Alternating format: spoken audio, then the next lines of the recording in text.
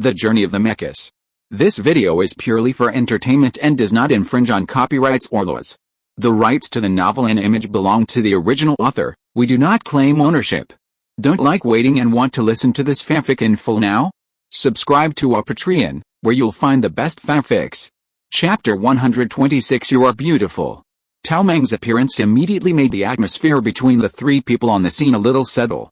Yang Mu's calm eyes met Tao Meng's eyes, but he saw deep hostility in the other's eyes. Yang Mu frowned, feeling very dissatisfied with Tao Meng's sudden appearance. Ever since the incident at the beginning of the school year when he almost broke his arm, Yang Mu thought that the matter was written off because he had pressed him to the ground and rubbed him. However, after that, Yang Mu did not take the initiative to greet the other party, and the other party did not take the initiative to greet him. Although the two people could easily meet in various places in the training ground, they staggered as if they didn't know each other. But now the other party suddenly appeared here and intervened when Jimo invited him.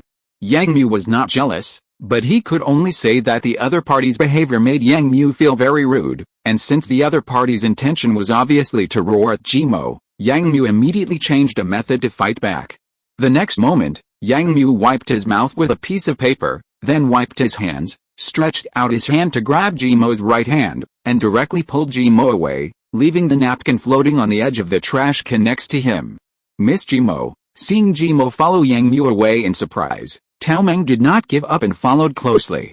Yang Mu, why are you walking so fast? After seeing Tao Meng's voice for a while, Yang Mu held his right hand tighter and stepped faster.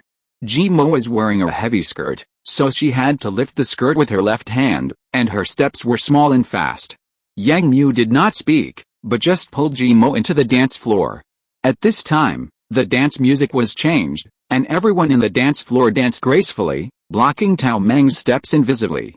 Pulling Jimo to the front, Jimo's smiling face gradually turned red, and her steps slowed down. In such an atmosphere, she was ready to dance with Yang Mu. Unexpectedly, Yang Mu, who seemed a little cold on the surface, finally revealed his true nature, right? Jimo squinted her eyes and thought, but she found that Yang Mu was still pulling her forward. She had already walked to the edge of the dance floor, and there was no intention to stop. It seemed that he was going to take her to the window table on the other side. It was not until they were by the huge floor-to-ceiling window on the other side that Yang Mu let go of Jimo's hand, then took the kettle and poured himself a glass of water, drank it down, and poured another glass for Jimo. Jimo looked at all this in confusion. Could it be that Yang Mu's actions just now were actually to pull her away from Tao Meng, instead of really wanting to dance with her? Jimo was suddenly a little embarrassed and annoyed, standing there with her mouth pouted, staring at Yang Mu. Yang Mu looked up and saw Jimo's expression. He immediately understood why Jimo had such an expression and laughed. Yang Mu, what are you laughing at? Jimo asked. Yang Mu lowered his head and shook his hands, then said, no, it's just that your appearance made me laugh. I'm asking you, you just pulled me in, why didn't you invite me to dance? Jimo didn't care about that, and directly asked the question that concerned her most, while pointing to the dance floor behind. Yang Mu glanced at the dancing male and female students, with an embarrassed expression on his face. The problem is that I can't. Yang Mu shrugged and said. You? Jimo didn't expect Yang Mu to give such a straightforward reason, and was immediately a little speechless. She didn't know what to say to him, so she could only snort heavily. Huh? Lifting her blue skirt, Jimo sat on the stool in front of Yang Mu angrily, took a few sips of the water that Yang Mu poured for her, and then continued to look at Yang Mu angrily. Looking at this handsome guy in front of her sitting in an improper manner, eating the fruit on the plate with a toothpick, but looking at other directions in the hall, Jimo just felt her teeth itching. I dressed up for this dance, and in order to dance with this guy, I learned from my sisters for several weeks. But now he said he couldn't dance and all my efforts were wasted. This guy is really a blockhead. Jimo thought with an unhappy face, and her face was still puffed up. Hey, Jimo. Just when Jimo was thinking about these things, she suddenly heard Yang Mu calling her. Jimo suddenly focused and saw Yang Mu holding a piece of fruit in front of her. Ah, Yang Mu, what are you doing? Jimo looked at the other party's sudden action, blushed and stepped back. Yang Mu looked at Jimo's somewhat awkward movements, but he was not embarrassed. He still held the fruit and stretched it forward a little. Do you want to eat it? It's delicious. Yang Mu looked at Jimo and said, and handed the fruit in his hand forward again, to Jimo's mouth. Jimo looked at Yang Mu, then looked down at the fruit at his mouth, hesitated for a few seconds, and still opened his mouth to eat it. Seeing Jimo eating the fruit, Yang Mu smiled and ate a few pieces of fruit on the plate in his hand, then stood up, tugged at his clothes, and prepared to leave. "Ah, Yang Mu, where are you going?" Jimo looked at Yang Mu's actions and asked unconsciously, her face still a little red. "Go back, I still have to write the experimental experience tonight, and I have to hand in the design drawings in 2 days," Yang Mu said to Jimo directly, without seeing the disappointment that flashed across Jimo's face. "It's still early now, no, stay with me for a while." Jimo lowered her head and bit her lip and said to Yang Mu.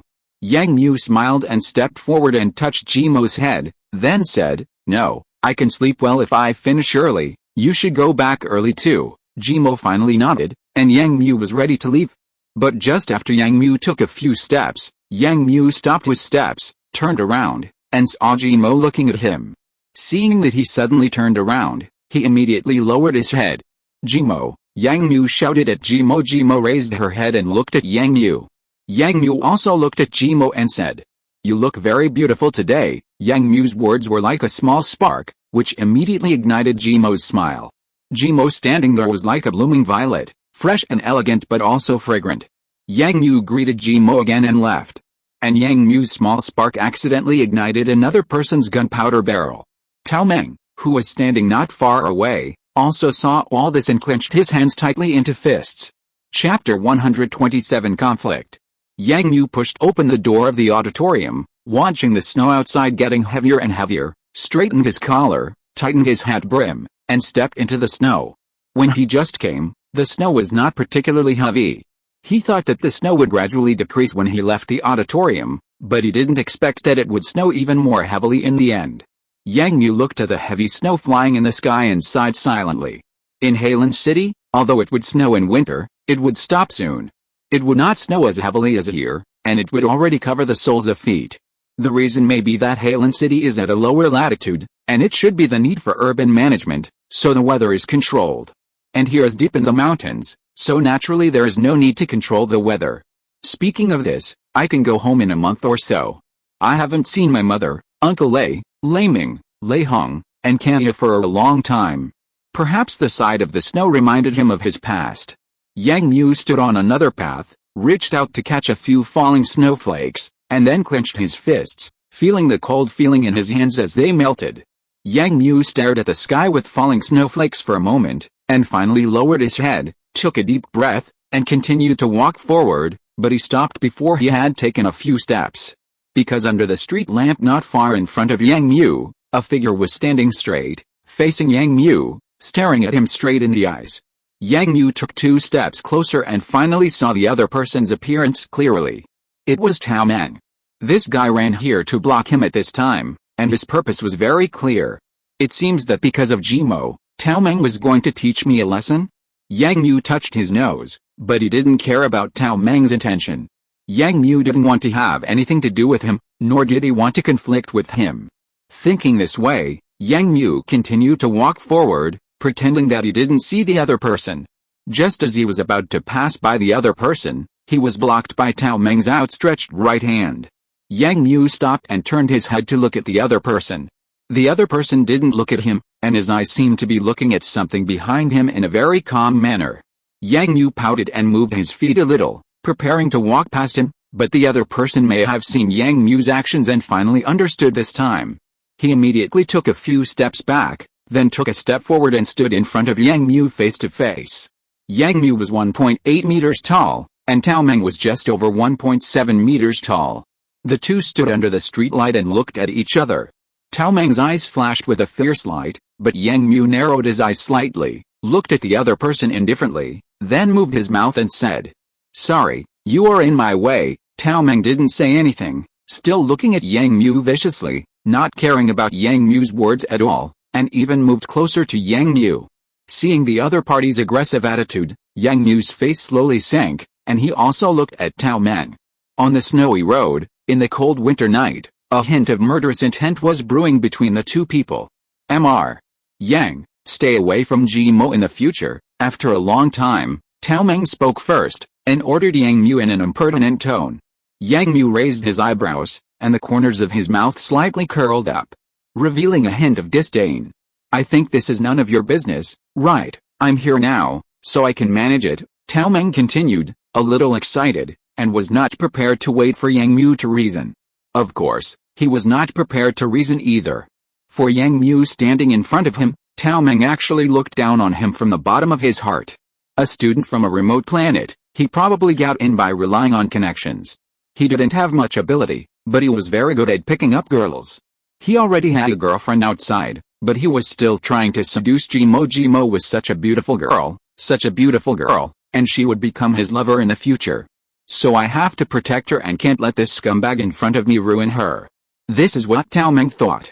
In his opinion, Yang Mu in front of him will be a gigolo in the future. Everything he did in the auditorium today was to deliberately make things difficult for him. And it was to confuse Jimo. Such a scumbag needs to be taught a lesson. I can't let Jimo be deceived by such a scumbag. Thinking of this, Tao Meng's eyes became more fierce. But Yang Mu didn't want to get too entangled with the other party and do these things that waste his time. So Yang Mu was ready to give in again and leave here to do his own thing. At that time, Tao Meng saw the opportunity of Yang Mu to give way to the side, and directly swung his right fist and hit Yang Mu, and the fist was full of force, rushing straight to Yang Mu's face. The expected feeling of the fist hitting the other party's face did not come, but Tao Meng saw that his right hand was directly grabbed by the other party's left hand, which directly dissolved his fist. Tao Meng opened his eyes a little wide, trying to pull out his fist, but he felt that his fist was being held tightly. At this time, Yang Mu also raised his head and looked at Tao Meng and said, "Tao Meng, you haven't made any progress in such a long time since you entered school." Facing the fist that the other party hit him without saying a word, Yang Mu's tone was already angry. Tao Meng was a little panicked and continued to try to retract his fist, but was directly grabbed by Yang Mu's collar with his right hand. The next moment, Yang Mu threw Tao Meng out with a back throw. Tao Meng landed nimbly in a purple suit, but immediately turned around, unbuttoned a few buttons on the suit, took off his coat, rolled up his sleeves, and rushed towards Yang Mu again. Yang Mu narrowed his eyes and stood there, waiting for the other party to rush over. The two sides contacted again, and Tao Meng's waving fist was dodged by Yang Mu. Yang Mu took a step first and hit Tao Meng's chest with an elbow. Tao Meng couldn't bear it and stepped back a few steps. Tao Meng was unwilling to give up and rushed forward again. Yang Mu put his hat down, raised his eyes and looked at him, then quickly stepped forward a few steps, leaped up, and kicked Tao Meng in the chest, kicking Tao Meng out again, and finally fell to the ground. Yang Mu walked over slowly, bent down, grabbed Tao Meng's collar, and then looked at Tao Meng. "I think I should remind you that you should stay away from Jimo in the future. You know, when I was only in the second level of physique, I could knock you down," Yang Mu said coldly, with a tyrannical light flashing in his eyes. "And I am now in the fourth level of physique. Are you ready to be beaten to death by me with your fourth level physique?" Yang Mu's tone was grim, and he threw Tao Meng to the ground fiercely, then walked back to the position just now, bent down, picked up the hat on the ground, patted the snowflakes that fell on it, put the hat back on, and continued to walk towards the dormitory. On the tree-lined avenue, under the street lights where snowflakes were falling, Tao Meng sat on the ground, looking at the direction where Yang Mu left, wondering what he was thinking. Chapter 128 Design. It's another morning at Kunlun Academy. Today is a sunny day. The heavy snow that has fallen for several days has finally stopped. The academy is covered with snow everywhere, and it's all silvery white. The sun rising in the east is emitting a growing heat, slowly melting the surrounding ice and snow, and the students in the academy have already started their day of study. Yang Mu, what design did you draw last night? You went to bed so late. Quinn hooked Ji Jin's shoulder and said to Yang Mu, who was walking beside him. Yang Mu shook his head sleepily, but didn't say anything. Quinn thought Yang Mu was too tired, so he turned his head and asked Ji Jin again. Ji Jin, what about you? I see you also drew quite late. Ji Jin's original major was battlefield command and bioengineering, but for some reason, Ji Jin still found time to take this class of Yam Shen Fu. Not only that, all the students in the academy came to listen to the class, regardless of whether their majors included this professional course or not. Every class was crowded with people. Ji Jin heard Quinn's answer, glanced at Quinn, and said directly, "Nothing, just optimized an auxiliary device in the mecha cockpit. Quinn heard this and immediately felt that Ji-Jin was very powerful. The things in the mecha cockpit were already exquisitely constructed, and Ji-Jin was able to improve them. That was really amazing. Yang Mu, our Ji-Jin said, "Don't you take yours out for a look?" Quinn still didn't give up and wanted to ask Yang Mu's, so he took it out for comparison. Yang Mu smiled and shook his head, patted the drawings in his hand, and said, "I designed a weapon, but I don't know if it works." Weapon? Ji-Jin and Quinn turned their heads at the same time and looked at the drawings in Yang Mu's hand. It was obvious that they were very interested in the weapon Yang Mu was talking about. Hot weapons or cold weapons? Quinn asked impatiently, but Yang Mu hesitated for a moment and said uncertainly, "I don't know how to say it. I really can't describe it." Seeing Yang Mu stop talking, Quinn wanted to know what it was. Quinn went to bed early last night. This morning, he always felt that his design was not very good. He wanted to see Ji-Jin and the others' design so that he could make some changes on the spot. However, the three of them had already walked to the bottom of the teaching building. What Yang Mu didn't say now would definitely be exhibited later. Then we would know. Thinking of this, the three of them quickened their pace and walked towards the classroom. Today's class is a design class. Have you all prepared the design drawings that we said last time? Yan Shenfu came to the classroom early today and sat on the chair next to the podium. Looking at the filled seats one by one, Yan Shenfu slowly drank a sip of tea and said, "Bring up whoever's design is called." With this, Yan Shenfu clicked on the screen on the podium. Yang Mu, as expected, although Yan Shenfu seemed to be looking for someone, he still called out Yang Mu's name first. Everyone looked at the lucky son of the teacher again. Yang Mu also grinned and walked up with his drawings. He unfolded the drawings and laid them flat on the projection screen in front of the podium. The white drawings were instantly illuminated blue. The design patterns drawn with graphite pens on them were quickly projected into small parts by several universal projection devices after scanning. And then the virtual small parts were slowly combined. When watching the parts slowly nested and finally forming a mechanical arm, Yang Mu breathed a sigh of relief, but everyone in the field was a little surprised. Yan Shenfu was also sitting on the chair on the podium and watching all this, and the confusion in his eyes became more and more obvious. The virtual structure of the design drawing was finally assembled. Yang Mu turned around and looked at Yan Shenfu on the podium. Yan Shenfu also glanced at Yang Mu and asked Yang Mu, "Yang Mu, can you explain what this thing is and what it is used for?" Yang Mu nodded, looked up at the virtual image of his own design, and organized his words in his mind. "This is a mecha arm. I call it a destructive arm. It has a wide range of uses. There are two sizes. The small one can be installed on an exoskeleton, and the large one can be installed on a mecha. The big arm part of the arm is a pusher, and the small arm part is equipped with a driver, which drives the drill bit that has replaced a finger at the front end to rotate. At the same time, there are pop-up blades stacked on the thick part of the drill cone. When the main drill bit reaches a certain depth, these 6 barbed blades will pop out, and the built-in secondary driver will drive them to rotate, thereby forming a greater intensity of killing. The initial idea of this weapon is to be used on engineering mechas and adventure teams. The main purpose is to open up roads and kill beasts. Yang Mu said this, and at the same time, the suspended design began to make corresponding movements.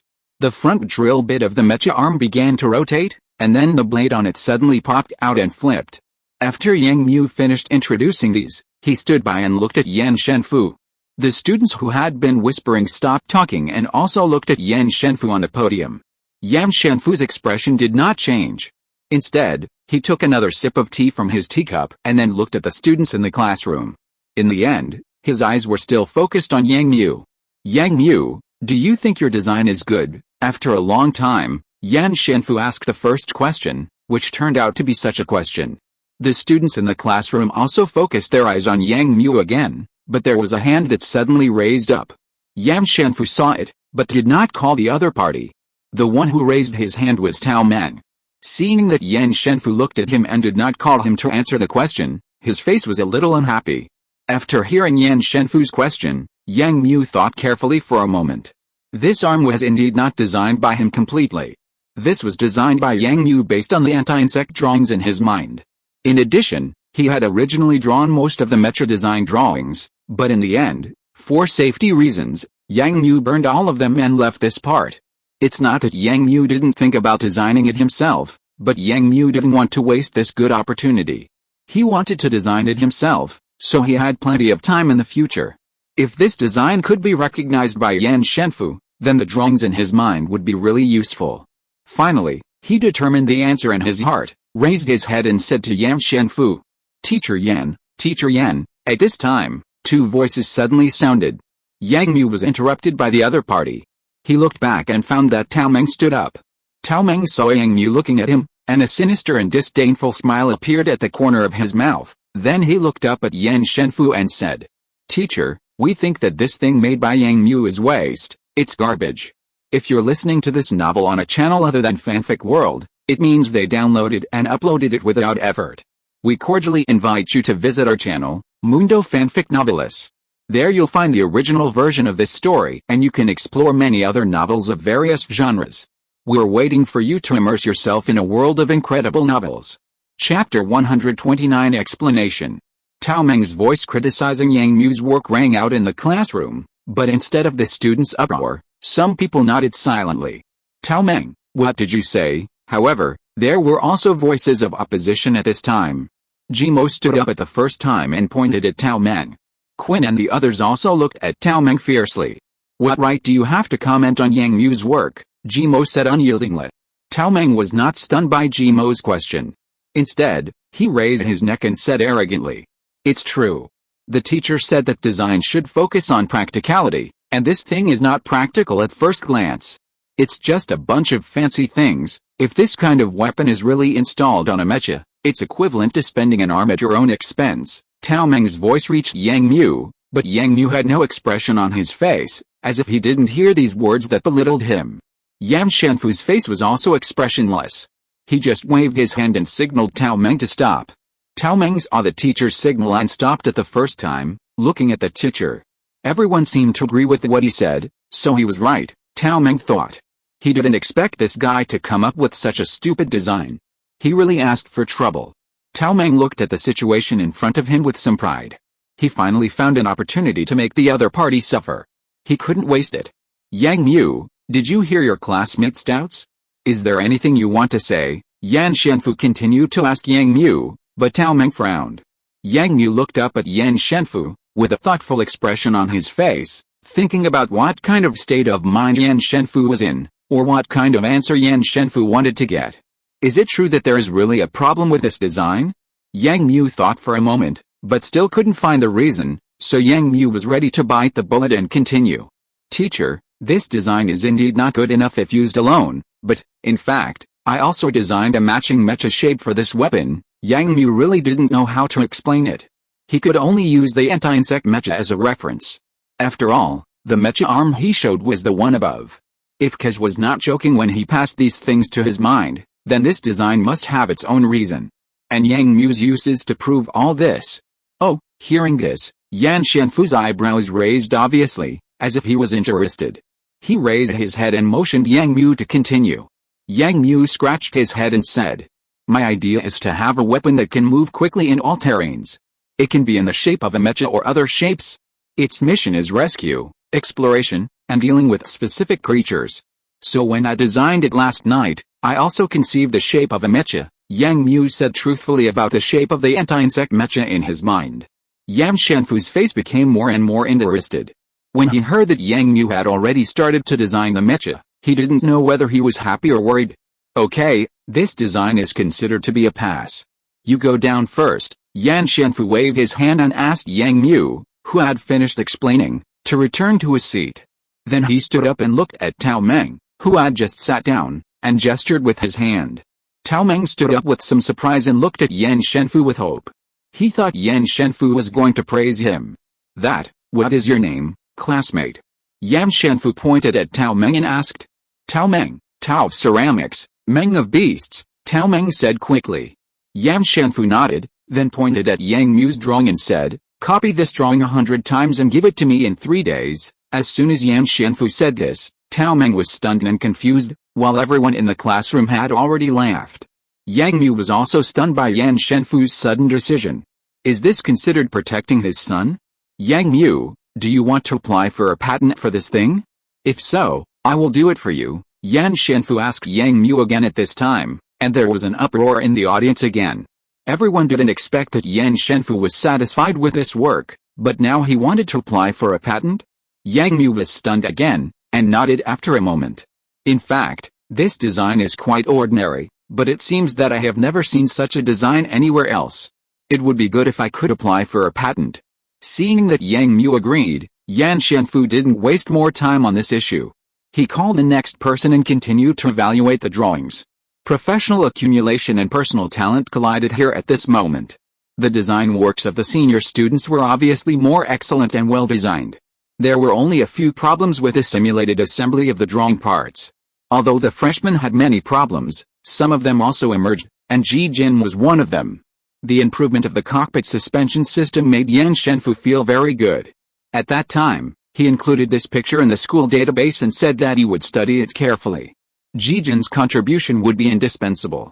So now everyone's focus shifted from Yang Mu to Ji Jin, and Ji Jin's personnel were obviously better. Many girls' eyes were now shining with stars. Yang Mu looked at the suspension system displayed by Ji Jin, but a trace of doubt arose in his heart. Because Yang Mu was surprised to find that this streamlined suspension system was somewhat similar to the suspension system on the Annihilation. If the two metal support frames and the ropes on it were removed, they would be exactly the same. Just now, for a moment, Yang Mu even thought that Ji Jin had seen his cockpit. Finally, the morning class ended with everyone sighing. Everyone had joys and sorrows, but they gained a lot. Yang Mu packed up his things and prepared to go to eat, but was stopped by Yan Shenfu. Yang Mu, come with me. Yan Shenfu held his teacup and walked out of the classroom slowly, asking Yang Mu to follow. Yang Mu was a little confused. In the past, Yan Shenfu always ordered him to do things. Why did he ask him to do something today? Could it be because of his idea just now? Yang Mu thought it was possible, so he hurried to catch up, lowered his head and walked behind Yan Shenfu. The two of them turned left and right along the way, and finally Yan Shenfu took Yang Mu into the equipment design room of the laboratory building. Pushing open the door, there were many large desks and drawing equipment neatly placed inside. Yan Shenfu put the teacup at the door, then opened the window for ventilation, and then took out a large bundle of white paper from the cabinet next to him and said to Yang Mu, "Draw the mecha design you just made. I want to take a look. I'll have someone bring lunch over later." Yan Shenfu took out a sheet, spread it flat on the 2-meter-long table, and then threw a graphite pen to Yang Mu. Chapter 130 Amazing Design. Looking at the graphite pen thrown by Yan Shenfu, Yang Mu's eyes swept over Yan Shenfu's face, and he suddenly felt that he was in a dilemma. At this time, Yang Mu really regretted that he had just said it too thoroughly. This time Yan Shenfu took it seriously, and he wanted Yang Mu to realize it immediately, and he definitely didn't leave Yang Mu any room for explanation. But this is not a structural diagram of a component, this is a complete design of a mecha, which has thousands of components and extremely complicated processes. Although every detail of this anti-insect mecha design is in his mind, it is still a huge project. It will take at least a whole day to draw it out, even if Yang Mu is alone. This is when he is familiar with drawing. Old Yan, this. Yang Mu looked at Yan Shenfu sitting next to him with some embarrassment, hoping to say something to Yan Shenfu.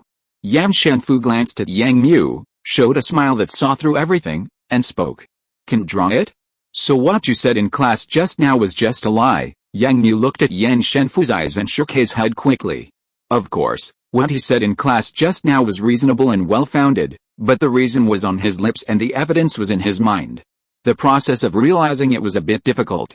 Then there is no need to say more, just draw it quickly. Yan Shenfu saw that Yang Mu was not asking this question, so he immediately said this, blocking what Yang Mu wanted to say. But, Yang Mu still wanted to explain, but was still interrupted by Yan Shenfu. "I don't want you to draw the most specific design drawings all at once, but at least let me see a rough outline, right? Otherwise, I can only change your professional course grades." Yan Shenfu said this, and Yang Mu immediately understood what he meant. This was a concession made by Yan Shenfu, but Yang Mu also had to give a result that would satisfy him. Things had developed to this point, and Yang Mu no longer made too many excuses. He nodded immediately, bent down to think for a moment, and then picked up the pen and lowered his head to draw. Seeing Yang Mu's sudden change of attitude, Yan Shenfu couldn't help but look at Yang Mu's drawings. Yang Mu was seen sliding his drawing tools on the paper from time to time. In less than half an hour, many lines could be seen on the drawings. Yan Shenfu couldn't help his curiosity, so he stood up and walked to Yang Mu's side. Yang Mu was concentrating on drawing the design sketch with a pen. The drawings in his mind were being read out continuously, and then turned into drawings in reality at the tip of Yang Mu's pen. Of course, Yang Mu did not delicately and meticulously outline every detail, but only made a rough outline of the mecha. Yan Shenfu, who was standing next to him, looked at Yang Mu's drawings. At first glance, Yan Shenfu didn't understand what Yang Mu was drawing. But when Yang Mu drew the three views of this component completely, Yan Shenfu's eyes suddenly lit up. This was obviously the upper body of the mecha, and it should be the head and shoulders. But the strange thing is that the head and back are directly connected and form a forward-leaning arc, which is completely a C shape. This design should be to reduce the shaking caused by the connection of parts, but with this design, the cross-section of the mecha should be increased, and armor should be added to the chest of the mecha. Yan Shenfu quickly pondered the shape of the mecha drawing in his mind and made a preliminary judgment in his heart. In fact, Yan Shenfu did not like this design.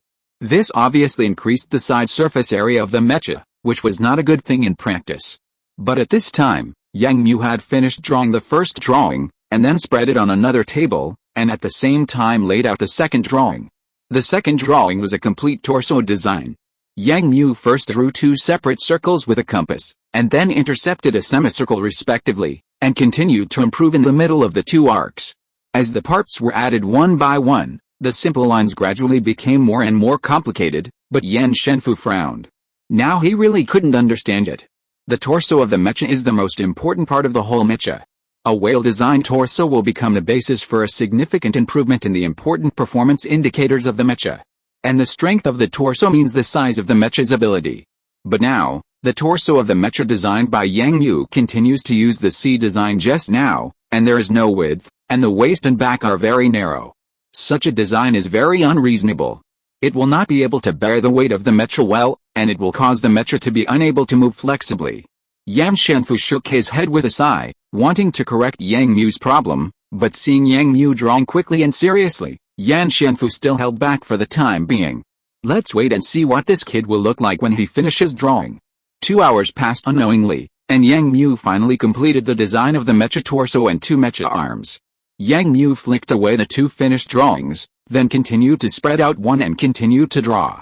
Yang Mu, come over to eat first, and then draw after eating. It was almost 3 o'clock in the afternoon, and Yan Shenfu greeted Yang Mu while eating. Yang Mu looked up at Yan Shenfu, shook his head, and lowered his head to continue drawing. No, Mr. Yan, there's not much left. I can finish it in an hour or so. What? Yan Shenfu was drinking soup and was a little surprised.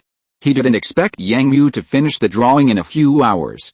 Although the drawing was not very detailed, this speed was almost impossible to achieve, right? Yan Shenfu drank another sip of soup, wiped his mouth, then stood up and walked to the drawing that Yang Mu had already drawn, and began to deduce. The parts in front of him have basically taken shape, but the internal circuit design and some parts have not been completely drawn, but the appearance of the mecha has been completely presented in front of him. Yan Shenfu looked at the three pieces of white paper one by one, and he had already seen the torso, head, and arms of the mecha. Now what was left was the lower limbs of the mecha. However, the mecha can already be roughly seen. It is almost a hemispherical design. Regardless of whether such a design is ugly or not, it seems that its practicality and protection are not strong. The appearance of two legs will make this shape even more embarrassing, and will completely make the whole design meaningless. Unless another propulsion system is used. This idea popped into Yan Shenfu's mind, and it was like a sudden enlightenment. With a gleam in his eyes, Yan Shenfu turned around and walked quickly towards the drawing that Yang Mu was still drawing. On the drawing, a semicircular shape was taking shape. Yan Shenfu looked over and had a feeling in his heart. This is impossible. Such a design is really too unexpected. Chapter 131 Denied. Yang Mu's drawing was not yet completely finished, but Yan Shenfu pulled it over. Yang Mu was stunned for a moment, and when he stood up, he saw Yan Shenfu lying there like he had just done, stretching out a finger and swiping across the design he had drawn. Yang Mu didn't quite understand Yan Shenfu's sudden action, but he still noticed something different on Yan Shenfu's frowning brows. Yan Shenfu seemed to have some opinions about his design, and it seemed that he still couldn't understand it. But Yang Mu didn't disturb Yan Shenfu, but just stood by quietly. Seeing that Yan Shenfu was still carefully checking the drawings, Yang Mu quietly moved aside, drank a sip of water, and ate a few bites of food. Yan Shenfu looked at the design in front of him carefully, and then compared all the previous designs, and finally slowly constructed a complete mecha form in his mind. This is a spherical robot. It is not big when it is folded, but after the limbs are unfolded, the height can reach 5 meters, and it has 6 lower limbs for all-terrain use, but the circular design will make this mecha move faster. What is commendable is that this mecha can actually be operated by the driver. Yan Shenfu still remembers the round robot developed by PAJR before. It deforms slowly and can only be controlled wirelessly. Because the design space is small, people have no way to operate it in it, and it will be subjected to severe shocks due to the rolling of the mecha. But the mecha in front of him can. It has a gyroscope chassis, which is quite peculiar. At least this is the first time I have seen such a design. And at the same time, the design of the cockpit is more upward and the space is larger. The design is still very interesting. Yan Shenfu carefully read these things, stood up, and looked at Yang Mu on the side. Yang Mu, who was sitting on a chair eating, saw Yan Shenfu stand up, and hurriedly put down his lunch, stood up and looked at Yan Shenfu. Yang Mu, did you design this design completely by yourself? Yan Shenfu looked into Yang Mu's eyes and asked the first question. Yang Mu looked at the other party and nodded firmly. Although Yang Mu didn't want to admit that this design was his, after all, this design was passed on to him by cousin in his mind, but this thing did exist in his mind, and he had also checked that there were only 2 designs like this in reality, and they were very different from his own. What he drew now could be called original. But if he said it wasn't, it would be superfluous and he would be looking for trouble. It would be better to admit it openly, which would save a lot of trouble. Yan Shenfu was also shocked when he saw Yang Mu nodded, and he also took this matter more seriously. This mecha does have many good places, and some advantages are very obvious. The fast forward speed and the obviously improved driving system have greatly improved the performance of this mecha. But there are also problems. As a mecha designer, Yan Shenfu immediately realized it. The protection of this mecha is very weak. First of all, the protection of the cockpit. Although the position is relatively high, the slender shape brought by this shape itself leads to the weak armor that can be attached to it. The protection will be a problem. Then there is the weapon above. Yan Shenfu saw the arm that Yang Mu drew during the break today on the left arm of the mecha design. And this is what Yang Mu said, that the original intention of designing this mecha was to be able to use this arm. But now Yan Shenfu is a little confused. In just a few seconds, Yan Shenfu has thought of several things that can replace this drill weapon. It is no exaggeration to say that this arm is redundant and can be replaced. But why does Yang Mu insist? Yan Shenfu simply analyzed these problems to Yang Mu, and Yang Mu also listened carefully. After Yan Shenfu finished speaking, Yang Mu organized some words to explain these things. Teacher Yan, first of all, the appearance design is circular, which will increase the speed of the mecha in various terrains. As for the protection, this mecha can fold its fuselage when it encounters danger, and it can form a circular protection. As for the weapons and mecha cabin design above, my consideration is that this mecha is not actually used to attack people. Yang Mu organized his words in a roundabout way, and finally said the purpose of this mecha. The main target of this mecha should be those unknown creatures between the planets, Yang Mu said to Yan Shenfu, and then took his example on Hades as a reference to further convince Yan Shenfu. Yan Shenfu listened carefully and raised a question from time to time, but they were all answered smoothly by Yang Mu. The two were like scholars obsessed with research, constantly discussing various issues. So the real goal of the mecha you are designing now is to deal with the creatures on the planet, not other armies. Yan Shenfu still raised his biggest question. As a person who pays the most attention to practicality, Yan Shenfu still disagreed when he heard Yang Mu say that this design was not used to deal with the enemy. Yan Shenfu thought that as a student of a military academy, the things he designed should naturally serve the army, and there was no need to imagine civilian things. But the thing Yang Mu made now was designed for civilian use, which Yan Shenfu felt was a pity. Listening to Yan Shenfu's words, Yang Mu shook his head and said, "Teacher, you can't say that. This kind of thing is still very useful for the army." Yan Shenfu continued, "You just said that its use is not wide. It is only used to deal with some creatures with hard shells. It is too weak to be used well in actual combat, although your design is very good. Judging from the perspective of a military mecha designer, your mecha is not good. Yan Shenfu said this and was about to leave. He had seen the things today, was surprised, puzzled, and now he has also done a demonstration. It is qualified and the design is satisfactory, but not satisfactory. Teacher, seeing Yan Shenfu about to leave, Yang Mu called Yan Shenfu. Seeing Yan Shenfu stop, Yang Mu was silent for a moment, struggled, and still raised his head and said to Yan Shenfu, Teacher, I believe my design will be of great use. Although not today, it may be in the near future. Yan Shenfu listened to Yang Mu's confusing words, but Yan Shenfu still looked up at Yang Mu, and scanned the drawings, thinking, how about this, make a detailed design of your thing first, and then file it, and apply for a patent first, then I will go and verify it. Yan Shenfu said this, which was considered to be comforting Yang Mu. Looking at Yan Shenfu's back as he left, Yang Mu still felt a little uncomfortable at this time. This design was accepted by Yan Shenfu at the beginning, and even admired it very much. But in the end it failed in practicality. For this reason, its value was greatly underestimated. Perhaps it is because there is no threat from the Zerg now. When the danger really comes, everyone should pay attention to this thing. Yang Mu thought so dejectedly, but seemed to realize something, shook his head and gave up this idea. Why should I accept this conclusion so passively? Although my design is not recognized by the teacher now, it does not mean that it is useless. This is the path I have chosen. No matter how incompatible these things are with the current situation, when the Zerg appear in 20 years, these things will be the most powerful weapons.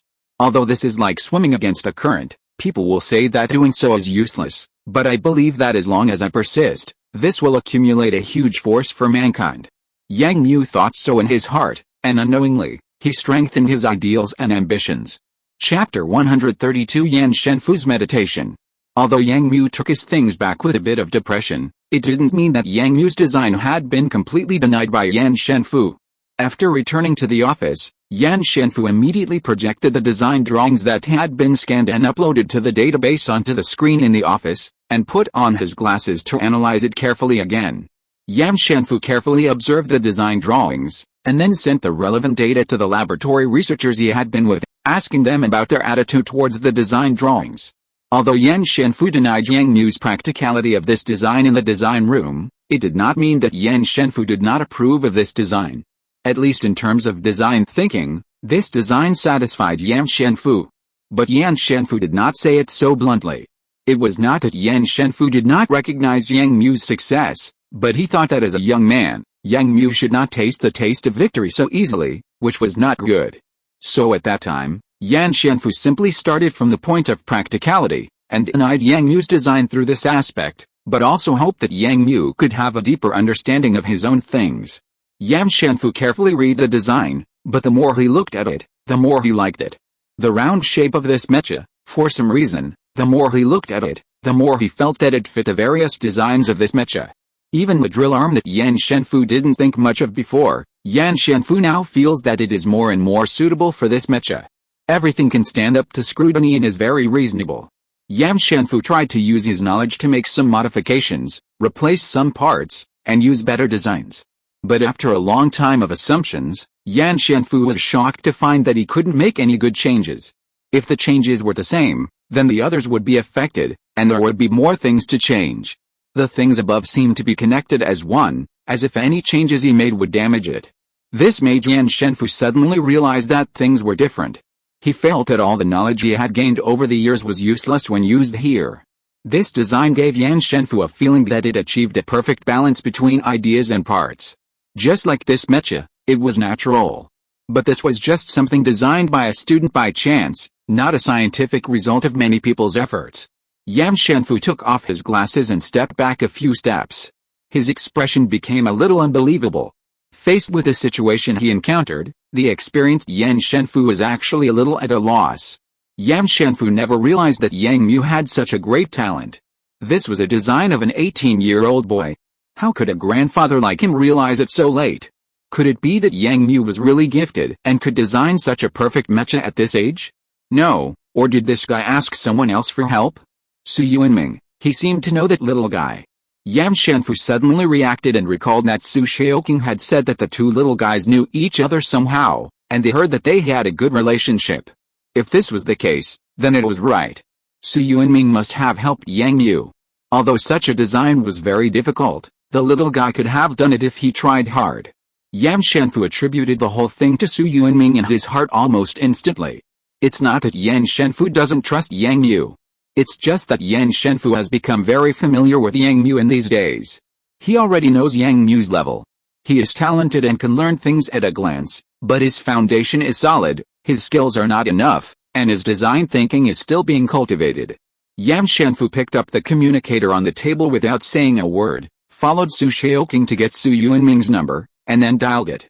In a luxurious manner somewhere on Yanhong Star, Su Yuanming was sitting in a wheelchair, staying in the garden under the sunset, holding a colorful ball to tease the little pumpkin.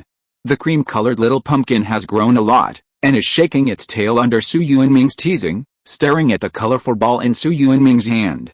Su Yuanming touched the little pumpkin's round head and chin, and then threw the colorful ball in his hand. The little pumpkin immediately rushed out like an arrow from a string, and Su Yuanming smiled and watched the little pumpkin run away. At this time, the old housekeeper of the manor came over and handed a communicator to Su Yuanming. "Who's calling?" Su Yuanming asked first, without answering the phone. "It's old Master Yan Shenfu who called. It seems that he has something urgent to talk to you about." The middle-aged housekeeper said this, and then stretched out the communicator. Su Yuanming was a little surprised by this situation, but he still took the communicator and talked to Yan Shenfu on the other end. A few minutes later, Su Yuanming knew the reason. It was because Yang Mu handed in a design drawing of a mecha, and Yan Shenfu came to confirm whether he helped. Su Yuanming smiled and shook his head, and said to Yan Shenfu on the other end of the communicator, "Old Master Yan, really, I have not participated in this matter, and I don't know anything about it. If you didn't mention it to me, I wouldn't know that Yang Mu was already designing a mecha, but would you mind sending me this mecha drawing to let me open my eyes?" Su Yuanming said to Yan Shenfu half-jokingly, but Yan Shenfu didn't agree, but said that he would take a look when Su Yuanming came to the college next time. Then he hung up the phone. The conversation between the two ended just like that, but the brief conversation aroused Su Yuanming's interest. Yang Mu actually started to design a mecha, and it seemed that the design of this mecha was quite good, which made Old Man Yan think that he had helped. Su Yuanming's eyes flashed with expectation. He didn't expect that Yang Mu actually had such a deep attainment in this area. What kind of mecha did he build that would make Yan Shenfu so mysterious? It seems that he needs to explore it carefully. Su Yuanming's mouth curled up a smile. The little pumpkin had been playing with the ball for a while. Su Yuanming greeted him, and the little pumpkin jumped to Su Yuanming's side with the ball in his mouth and put the ball on Su Yuanming's legs. Su Yuanming lowered his head and stroked the little pumpkin a few times, picked up the ball again, and threw it out. At the same time, Yan Shenfu, who had just hung up the phone, sat in a chair for a while, motionless, and didn't know what he was thinking about. In the conversation with Su Yuanming, Yan Shenfu knew that this matter had nothing to do with him. Although that guy was clever, he would not lie to an old man like him. Especially this kind of thing. In this way, this matter is even more intriguing. This shows that this mecha was really designed by Yang Mu himself. Such a design was entirely from Yang Mu's hand. Then this is incredible. Yang Mu actually hid such an amazing design ability in private. Fortunately, he did not give up on him easily at that time. When Yan Shenfu was a little surprised by the results brought by Yang Mu, the message sent to the research room was also replied at this time. The digital model test has been done there, and the information fed back to Yan Shenfu is that it is recommended to encrypt and save. The indicators are, attack performance, which has multiple killing effects on crustaceans. Action performance, excellent flexibility, and the speed is the fastest among all mechas. The proportion of each material consumption is small, and the cost is half of that of ordinary mechas after calculation. Protection, weak when unfolded, and when closed, the circular design can bring super long buffering performance. Comprehensive performance evaluation, excellent. Seeing such an evaluation from the national laboratory he led, Yan Shenfu was really shocked. Touching his chin, Yan Shenfu fell into deep thought. Yan Shenfu has not used such an action for many years. Only when he really encounters a problem that he cannot solve, Yan Shenfu will make such a move. Chapter 133 Yang Mu's Little Plan. While Yan Shenfu was thinking over and over about Yang Mu's design, Yang Mu was stumped by another thing. No, I won't drink it no matter what. Standing in front of the nutrient tank, Yang Mu righteously refused the things brought by the researcher surnamed Li. No, Yang Mu, this is a hard requirement given by Teacher Ma. I can't report if you don't drink it. Researcher Xiao Li held a cup and looked at Yang Mu anxiously. Yang Mu shook his head firmly and was about to take off his clothes and lie down in the nutrient tank. Xiao Li hurriedly pulled Yang Mu. Yang Mu, you have drunk this thing several times, why don't you drink it today? Xiao Li held the thing in one hand and held Yang Mu with the other hand, and asked with a puzzled look. Yang Mu looked up at the other party, shook his eyes, and spoke after a moment. I didn't know that this thing was actually the urine of the iron-eating beast. Yang Mu turned his head and looked at the other party. Who told you to tell me today? So I'm not going to drink this disgusting stuff. Today is Monday, and it is also the day when Yang Mu cooperates with the experiment. At the same time, this is also the last time to conduct experiments through the nutrient tank this semester. Because in more than a week, Yang Mu will be able to leave here and go home for winter vacation. Yang Mu was originally carrying out every step smoothly, but when Yang Mu changed his clothes and walked to the nutrient tank, the familiar researcher Xiao Li brought this thing up, and Yang Mu asked curiously. Then Xiao Li told Yang Mu mysteriously that this thing was the urine of a magical creature on the planet Titan. The use is to slow down the metabolic rate of a person in a short period of time, so that they can study Yang Mu's data. But when Yang Mu heard that this thing was actually urine, the corners of Yang Mu's mouth twitched suddenly, and his eyes rolled. Yang Mu thought of something, and then stretched out his hand to refuse to drink it. This led to the current situation. Xiao Li held the thing, a little bit wanting to cry, regretting why he was so talkative just now. Let Yang Mu drink it in one gulp, wouldn't there be so many things? But now, seeing Yang Mu's uncooperative look, he couldn't beat him. Director Ma also said that Yang Mu must drink it when he enters the culture dish, and this thing can't penetrate outside the body. It will destroy the efficacy if it is mixed into the nutrient solution. It's okay to drink it. Yang Mu, I really beg you. Today, even if I beg you, I owe you a favor. Xiao Li really couldn't think of any other way, so he gave Yang Mu a favor. However, Yang Mu still shook his head, with an expression that saw through everything, and said to the researcher Xiao Li, Brother Li, what did Director Ma do today? Xiao Li still looked sad and heard Yang Mu's words. He sighed and said, Teacher Ma went to do research today. There was a breakthrough in something, so, at this point, Xiao Li seemed to realize something, and immediately closed his mouth tightly, looking at Yang Mu, but saw a smile on the corner of Yang Mu's mouth. Xiao Li only felt himself shudder and swallowed his saliva. Xiao Li looked at Yang Mu again, but Yang Mu smiled and took a step forward, patted Xiao Li on the shoulder, and said with a smile, Brother Li, do me a favor, I will drink this, Yang Mu said, while pointing at what Xiao Li was holding.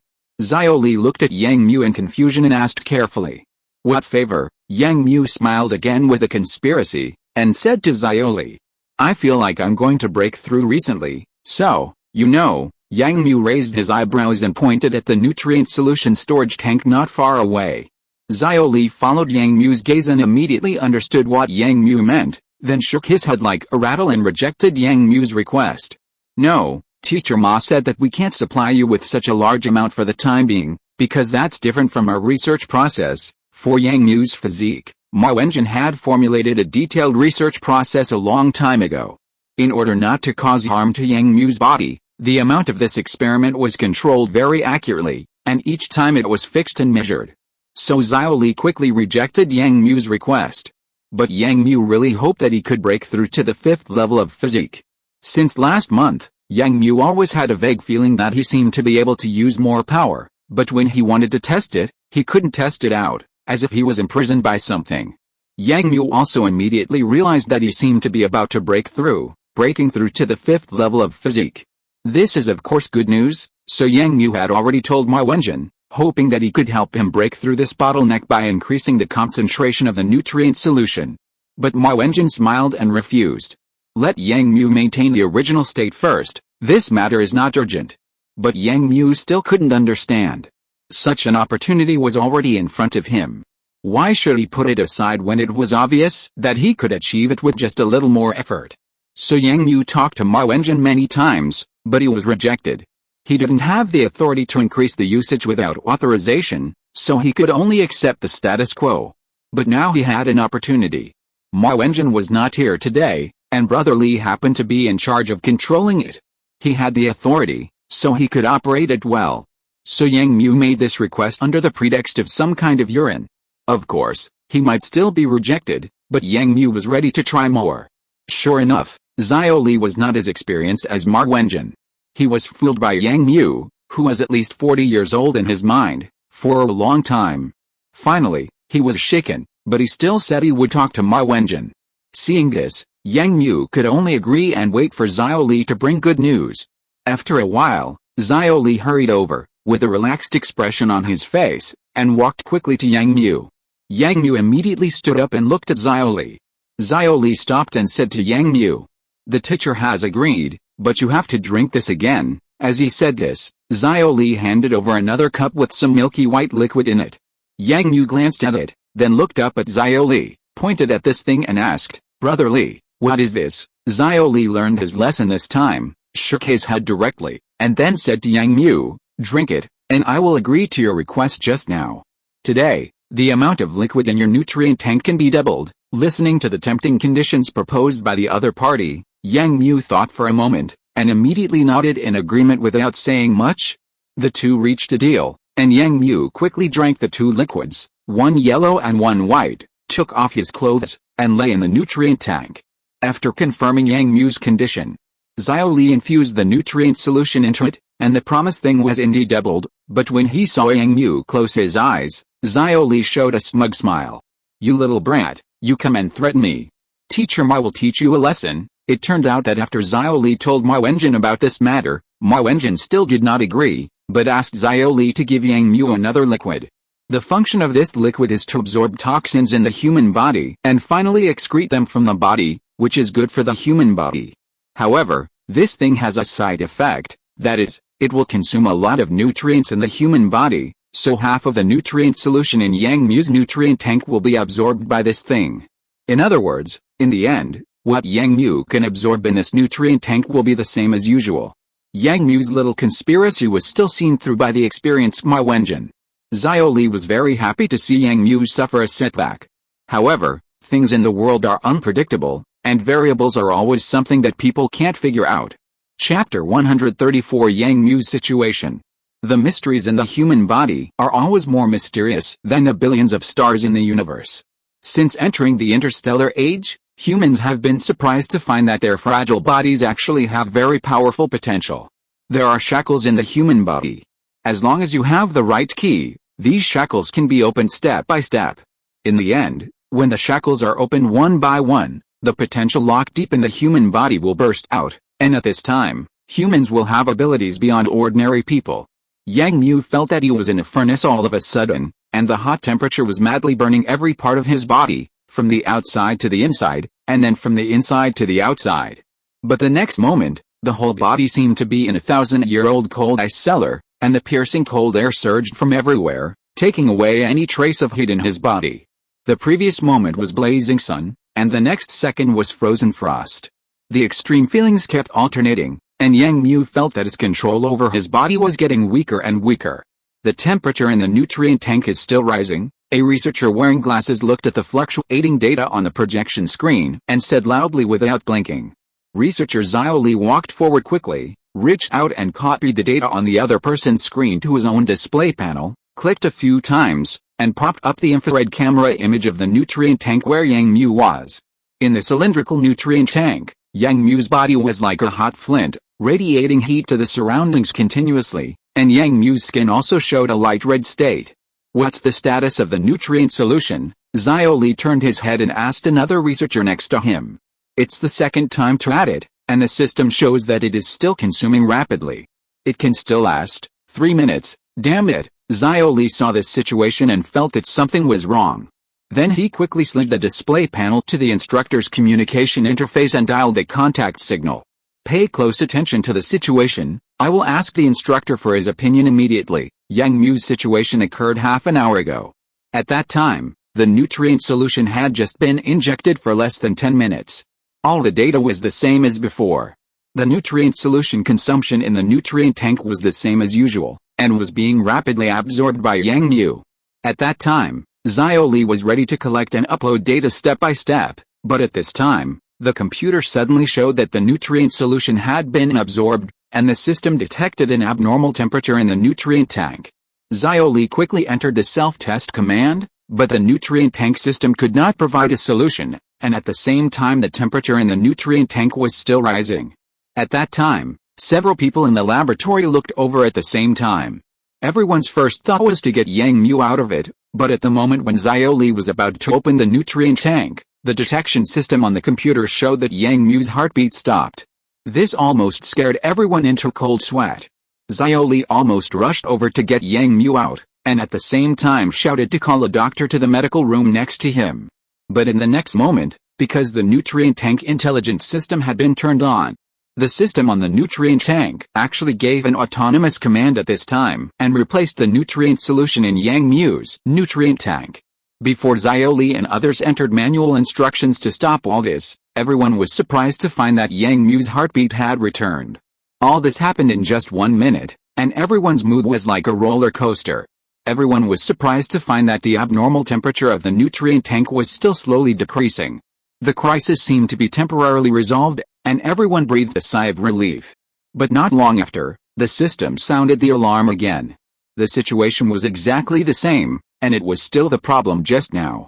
Yang Mu's heartbeat stopped briefly again. Without saying a word, everyone immediately turned on the nutrient solution supply system, and then Yang Mu's condition really stabilized again. This is why everyone was in a mess just now. Xiao Li was also a little overwhelmed by this situation that happened twice in a row, and could only ask his mentor Ma Wenjin for help immediately.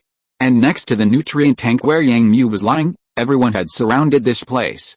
Several medical staff had been holding the first aid equipment in their hands tightly and had not put it down, always preparing for possible emergencies.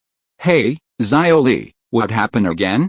Is it related to Yang Mu? The communication was connected, and Ma Wenjin on the other side of the screen seemed to be in a meeting place, asking Xiao Li, who looked anxious.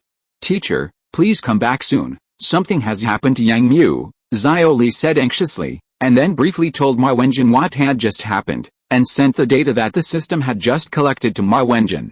Ma Wenjin on the other side of the screen was attending a symposium today.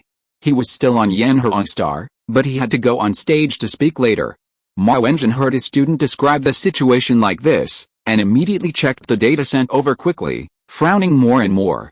Did you try to get him out of the nutrient tank now? Ma Wenjin asked immediately. Isn't his condition stable now? Xiao Li shook his head and said, Teacher, we originally thought so, but Yang Mu just had this situation for the second time.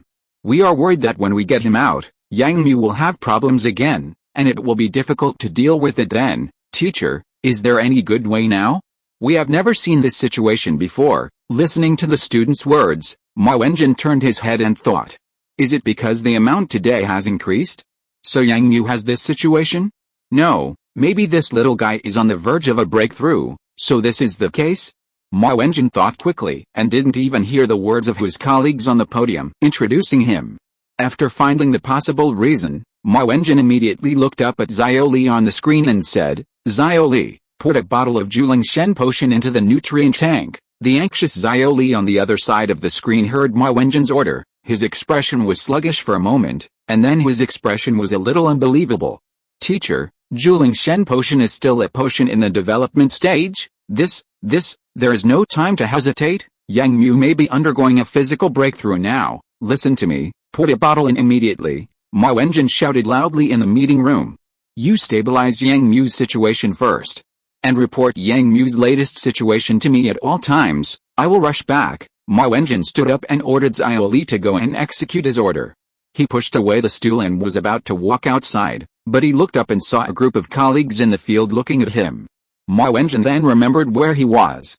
Director Ma, I just introduced you. Come up and say a few words, a middle-aged man on the stage said to Ma Wenjin with a smile on his face. Ma Wenjin shook his head and bowed to the hundreds of people in the audience. I'm sorry, everyone. There's a small problem in the college. I have to go back now. I'm sorry. There was an uproar in the audience. Chapter 135 The Past. Yang Mu, I regret it. In the dark mine, Yang Mu held the skinny Dolan in his arms, and his right hand trembled as he pressed the wound on Dolan's chest that was still bleeding. Dolan, don't talk anymore, the doctor is coming soon, hold on, ahem, Yang Mu, are we friends? Dolan's mouth was bleeding, but he looked at Yang Mu and said, yes, of course. Always. Yang Mu opened the holographic helmet of his combat suit and said loudly, please don't talk anymore, the doctor is coming soon, medic. Where's the medic? Come quickly, Yang Mu shouted with bloodshot eyes, but in the empty dark space, there was only Yang Mu and Dolan lying in Yang Mu's arms, dying. The next moment, Dolan stretched out his hand and placed it on Yang Mu's shoulder, and opened his mouth, as if he wanted to say something, but no sound came out. Yang Mu stopped sobbing, held the other's hand tightly, and nodded gently, wanting to hear what Dolan said clearly. But the next moment, Dolan slowly closed his eyes. Dolan. Dolan. Yang Mu raised his head, hugged Dolan's body and shouted loudly, but there was no response. In the empty space, there was only Yang Mu's painful wailing for a moment. The fiery squad, members Chen Yong, Liu Yinan, Huo Ruk, Qi Shan, these 4 warriors of the Republic, their achievements will be remembered on the monument, admired by the world, and immortal. In the empty white room, Yang Mu was wearing a military uniform, holding a white flower in his hand, lowering his head, listening to the voice in the morning hall, silently. The moment before, his teammates were still fighting with him on the battlefield, but the next moment, they were lying in the flowers surrounded by thousands of flowers, lifeless, and they could no longer play and fight with him, and fight side by side. Yang Mu, they are great, and you are great too. An old officer came forward, patted Yang Mu on the shoulder, and then took out a piece of paper in a small red box from his pocket. This is your first-class Medal of Courage. Your superior has transferred you from your original combat unit. After that, follow me to the staff room. The old officer put these things in Yang Mu's hands, but Yang Mu still lowered his head. The thick brim of his hat covered Yang Mu's expression, and it was unclear what was on Yang Mu's face. Officers and soldiers walked past Yang Mu silently, offering flowers to the 4 warriors lying next to him, and then the voices in the whole room fell silent, leaving only Yang Mu standing there. A tear slowly slid down from his face under the brim of his hat, fell on his chin, and hit the white flower. The white flower in Yang Mu's hand loosened, and a white petal slowly fell, and finally landed at Yang Mu's trouser leg. Hula a mecha rushed out of the seawater with white foam. Yang Mu controlled the mecha to rush out holding a figure, and suddenly landed on the beach. He carefully put the person in the mecha's hand on the ground, then opened the front chest armor of the mecha, jumped directly to the ground, and pounced on the person on the ground with his hands and feet. Kair, Kair, Yang Mu reached out and picked up Chen Kai, then slowly squeezed the water out of her mouth. But Chen Kai's face was still pale, and the sea water soaked her whole body. At this moment, she looked like a weak kitten. Yang Mu pressed frantically, trying to make Chen Kai turn around, and bent down from time to time to listen to Chen Kai's breathing. Tears and sweat fell at the same time, and Yang Mu's eyes were full of madness. You will be fine, I will save you now. We agreed to go to the ends of the earth and live the happiest life, you promised me, so, Yang Mu screamed in pain. Come back to life, come back to life. Yang Mu frantically performed first aid movements, but blood gradually flowed out of Chen Kai's mouth, nose and ears. Young man, this girl was under heavy pressure underwater, and her organs are already damaged. She can't be saved. An old man on the side came forward to check the situation, shook his head and said to Yang Mu, you're talking nonsense. Kair can live. She can live. Yang Mu raised his head with red eyes, his eyes full of stubbornness, and was about to stand up and take Chen Kai to find a doctor. At this time, Chen Kai's hand hooked Yang Mu. Yang Mu turned back in surprise, knelt on the beach, and gently held Chen Kai in his arms. Kair, you're okay, I'm glad you're okay, Yang Mu said with a surprised and crying voice, reaching out to wipe the hair on Chen Kai's face. Yang Mu, Chen Kai's eyes opened a crack with difficulty, and her pale lips trembled and opened, and she spoke slowly. I'm sorry, Chen Kai wanted to speak, but blood gushed out of her mouth. Yang Mu reached out to wipe it in panic, and said gently, it's nothing to be sorry, Kair, you will be fine, promise me, you will be fine, promise me. Yang Mu pulled the corner of his sleeve to help Chen Kai wipe it again and again, but the corner of his mouth kept twitching, and the expression on his face gradually became painful. Yang Mu hugged Chen Kei's upper body with both hands, and from time to time he reached out to touch Chen Kei's pale face. The tears on his face gradually couldn't stop. Finally, he bent down and lay on Chen Kei's body and cried loudly. Because at this time, Chen Kei and Yang Mu's arms had stopped breathing. The Zerg has eaten up 40% of the star field area.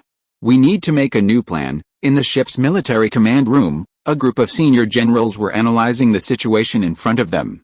We need a death squad to open a gap and drop a tactical helium flash bomb. No, do you know what the price is? The Republic can no longer lose senior troops like this. This is the most effective way. Are you waiting to see that queen eat up planets bit by bit? The Chief of Staff and the Commander-in-Chief of the new Star Domain starship argued in the command room, but Yang Mu, who was sitting next to the conference room, slowly raised his hand at this time.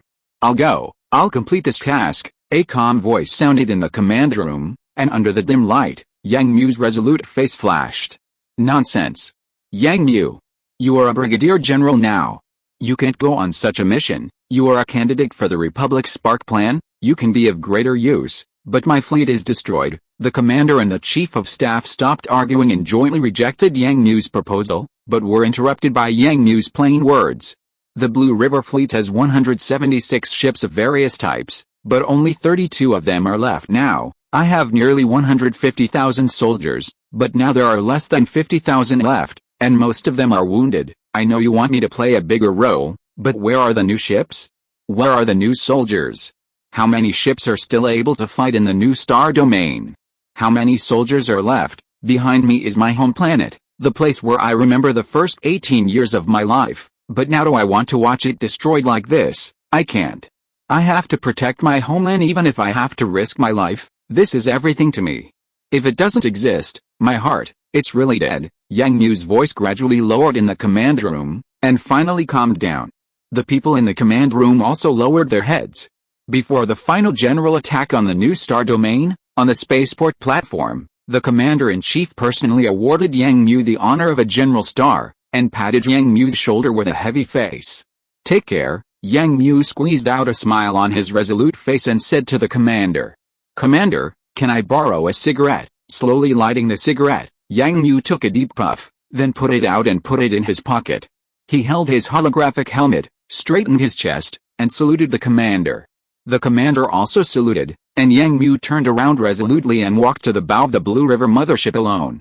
Behind Yang Mu, on the platform of the spaceport, countless soldiers and officers were watching Yang Mu's back, and silently saluted the back of this hero.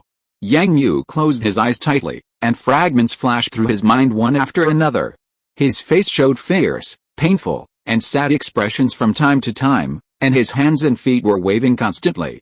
What's wrong with Yang Mu? A researcher standing next to Yang Mu's nutrition tank, looking at Yang Mu's state, asked the person next to him in confusion. Xiaoli, who was standing not far away and watching the data on the screen, was also paying attention to this situation. Just now, a dose of giant spirit potion has been injected. This powerful enhancer, which is still in the development stage, is used for soldiers in critical moments, but it is still in the testing stage and has not been mass-produced.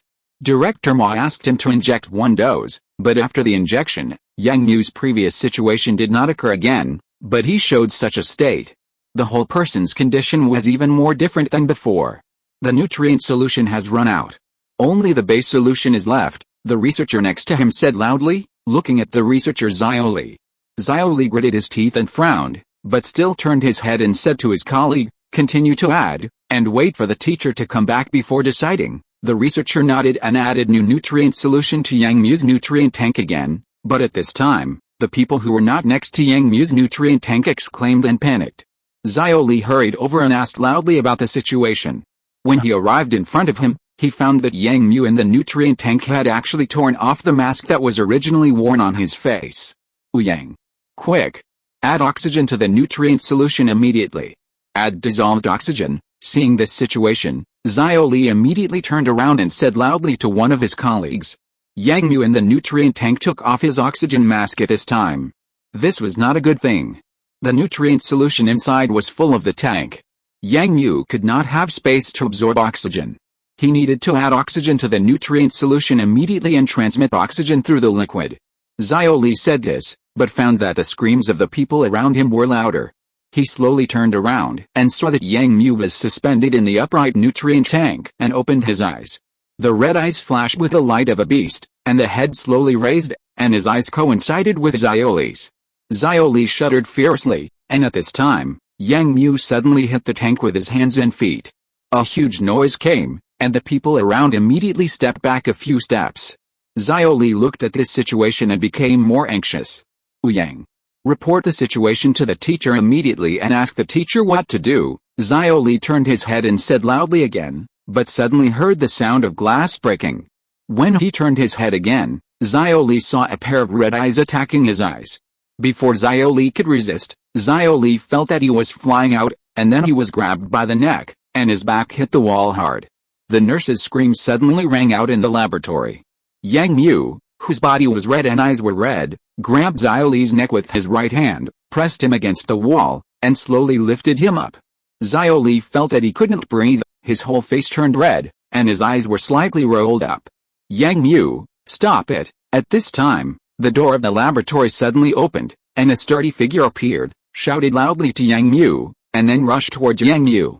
If you're listening to this novel on a channel other than Fanfic World, it means they downloaded and uploaded it without effort. We cordially invite you to visit our channel, Mundo Fanfic Novelis. There you'll find the original version of this story and you can explore many other novels of various genres. We're waiting for you to immerse yourself in a world of incredible novels. Chapter 136 Long Lies Clamp. A sturdy figure suddenly shot out from the door of the laboratory. Yang Mu turned his head and looked over with red eyes. Looking at the figure rushing towards him, Yang Mu threw Xiaoli and his hand away with all his strength. The next moment, the two figures collided violently, and the huge power reverberated in the empty laboratory. The two majestic figures separated in the next moment. Long Lai crouched and slid backwards. A pair of cowhide boots rubbed against the ground vigorously, slowing down the speed of retreat. At this moment, Long Lai's heart was completely filled with horror. In the previous fight with Yang Mu, Long Lai did not gain any advantage. Long Lai, who has already a level 6 physique, was violently swept away by the opponent and could not stop. On the other side, Yang Mu quickly stopped his body, slowly raised his head, and then looked in the direction of Long Lai again with red eyes. Long Lai immediately felt a huge sense of threat. This feeling, he had only experienced on the battlefield, but now here, this feeling surged into his heart again. What on earth had Yang Mu, who had lost himself, experienced? Before Long Lai could solve the doubts in his heart, the next second, Yang Mu's body suddenly shot out again, turning into a residual image, and rushed directly towards Long Lai. Long Lai gritted his teeth, clenched his hands tightly into fists, and then rushed towards the other party with all his strength. Long Lai deliberately kept her hand, that is, to restrain the other party when the two people met again. As long as the other party was restrained for a short time, Long Lai had a way to clamp the runaway Yang Mu. His current condition was like a crazy beast, which would be a great threat to the people in the field. Fortunately, Ma Wenjin called him. If he hadn't notified him to come and see the situation first, an irreversible situation would have occurred here today. The two people's figures collided again. Long Lai used his mind and tilted his body to one side, then changed the movement of his hands and went directly to Yang Mu's waist. As long as he could lock Yang Mu's waist, Long Lai was confident that he could restrain the other party with his level 6 physique. But something strange happened at this moment. When Long Lai's hand reached for Yang Mu's waist, Yang Mu's movement suddenly changed. His body, which had been rushing forward, suddenly bent its knees. Long Lai, who had been lowering his body, just watched the opponent's knees coming towards his face. Long Lai opened his eyes wide and quickly blocked his own front with both hands, but it was too late. Yang Mu's powerful attack had arrived, and the fierce knee directly knocked Long Lai out. The researchers and medical staff in the field immediately exclaimed. But this was not the end. Yang Mu, who had succeeded in one strike, moved his body again and followed Long Lai's flying body. He suddenly jumped up, raised his right hand high and clenched it into a fist. With a fierce expression on his face, he hit Long Lai's stomach again. Puff! Long Lai, who was hit hard, exhaled suddenly and fell to the ground with a painful face. Long Lai struggled to stand up quickly. Seeing Yang Mu looking at him, Long Lai spitted to the side and moved his muscles. "You are the first one who can force me to use my full strength, Yang Mu," Long Lai said calmly, tearing off his shirt, revealing a strong and muscular body. Then he bent down slightly and rushed towards Yang Mu with all his strength the next moment. Yang Mu also roared and rushed over with his fists. The two men collided again, and both of them swung their fists and hit each other's body, but Long Lai, who was experienced and powerful, gradually gained the upper hand, and Long Lai was able to force the opponent back several times. With Long Lai's idea of knocking the opponent down instead of restraining him, Yang Mu still couldn't block the opponent's attack with his mouth, and was hit hard on the chest by Long Lai, and retreated. Seeing that the attack was effective, Long Lai followed closely and hit Yang Mu's head directly with a whip kick, and Yang Mu quickly retreated. In this contest between the trainee and the instructor, the powerful Long Lai was still better. Yang Mu's attacks gradually fell through, while Long Lai's attacks were unstoppable, and finally the violent Yang Mu was completely suppressed. Long Lai also saw the opportunity and quickly changed his strategy, preparing to take down Yang Mu with one blow. But at this moment, Yang Mu, who was still roaring angrily a second ago, suddenly stopped, and then in the next second, the whole person suddenly knelt on the ground. Long Lai stopped immediately and stretched out his hand to signal the surrounding medical staff to step back. Long Lai approached Yang Mu carefully, but suddenly saw blood flowing out of Yang Mu's 7 orifices. At the same time, Yang Mu hugged his head with both hands, fell to the ground, and roared in pain. Long Lai found that the naked Yang Mu's body state, which was originally hot and red, was slowly fading, and Yang Mu's red eyes gradually dissipated. It seems that Yang Mu's condition is slowly changing. Long Lai observed carefully and slowly moved forward a few steps again. Yang Mu, who was lying on the ground, felt as if his brain was about to explode. Countless voices echoed in his mind, and countless images flashed in front of him. His brain seemed to be filled with blood in an instant, as if it would explode in the next second. Yang Mu's screams came one after another, but his movements became smaller and smaller. Long Lai had already stood in front of Yang Mu, but he still didn't dare to let the medical staff get close to Yang Mu. Until the next moment, Yang Mu's screams stopped abruptly, and then the whole person suddenly lay on the ground without any movement. Seeing this, Long Lai immediately took 2 steps forward, but found that Yang Mu had fainted. "Doctor, come and see the situation quickly." Long Lai picked up Yang Mu and shouted anxiously to the doctors not far away. The medical staff who had been standing in the distance just now ran over quickly. Xiao Li, who had recovered his breath, also broke free from the support of his colleagues and quickly ran towards Yang Mu. But none of them saw that when Yang Mu fainted, the light on the crystal necklace that had been hanging on Yang Mu's neck slowly faded away. What's going on? Did Yang Mu go berserk because of the giant spirit potion? At this moment, another figure ran into the laboratory. It was Ma Wenjin who rushed in. Seeing Yang Mu surrounded by a group of doctors and running towards the medical room, Ma Wenjin panted heavily, but he breathed a sigh of relief in his heart. He walked over and called Xiao Li, who was about to follow him in. "Teacher, Yang Mu's condition has stabilized." Xiao Li supported Ma Wenjin. And Ma Wenjin reached out and patted the other's arm, and said to the few people in the laboratory, "Collect data immediately, and prepare a hedge potion. If Yang Mu shows any abnormality, use it. I'll go find the dean." Ma Wenjin, who rushed to non-stop, took action immediately, prepared a giant spirit potion for Yang Mu, and then quickly walked towards the elevator beside him. Chapter 137 Winter Vacation is coming. When Yang Mu woke up again, he was already lying in the ward of the medical office. Looking at this place with a white background, Yang Mu was already very familiar with it, because this was the second time he lay here. He didn't expect that he had been lying here twice in the past 6 months of school. The ward was quiet at the moment, with only Yang Mu in it. After waking up, Yang Mu found that his body was covered with detection wires of various instruments, and there were instruments around the bed. Yang Mu turned his head again and checked the situation next to the bed, but Yang Mu felt a little confused. In fact, until now, Yang Mu didn't know how to understand why he came here, because he only remembered that he had a very scary dream. In the dream, he experienced his past life again, and those things that he never wanted to see again appeared again. Every detail was extremely clear, and every moment made him heartbroken. Yang Mu now felt that he was still a little dazed, and his heart was a little heavy. "How is Yang Mu now? I'll go in and take a look," At this moment, an old voice sounded outside Yang Mu's ward. Yang Mu quickly recognized that the voice came from Yan Shenfu. Yang Mu turned his head and saw Yan Shenfu pushing the door in. Yan Shenfu, who pushed the door in, also found that Yang Mu had woken up at the first time. He was stunned for a moment, but the next moment he smiled, turned his head and told the people outside that Yang Mu had woken up, and then stepped in. Yang Mu struggled to get up, but Yan Shenfu walked up and quickly asked Yang Mu to lie down. Then he brought a stool and sat next to Yang Mu's bed. Yan Shenfu sat down, glanced at Yang Mu, but did not speak immediately. Yang Mu also looked at Yan Shenfu, not knowing how to start. The two stayed like this. I heard from Xiao Ma that you have been in this state for a long time. After a long time, Yan Shenfu spoke first. Yang Mu was stunned for a moment, and immediately understood that Yan Shenfu meant that his body could quickly absorb the nutrient solution in 10 minutes, and he nodded immediately.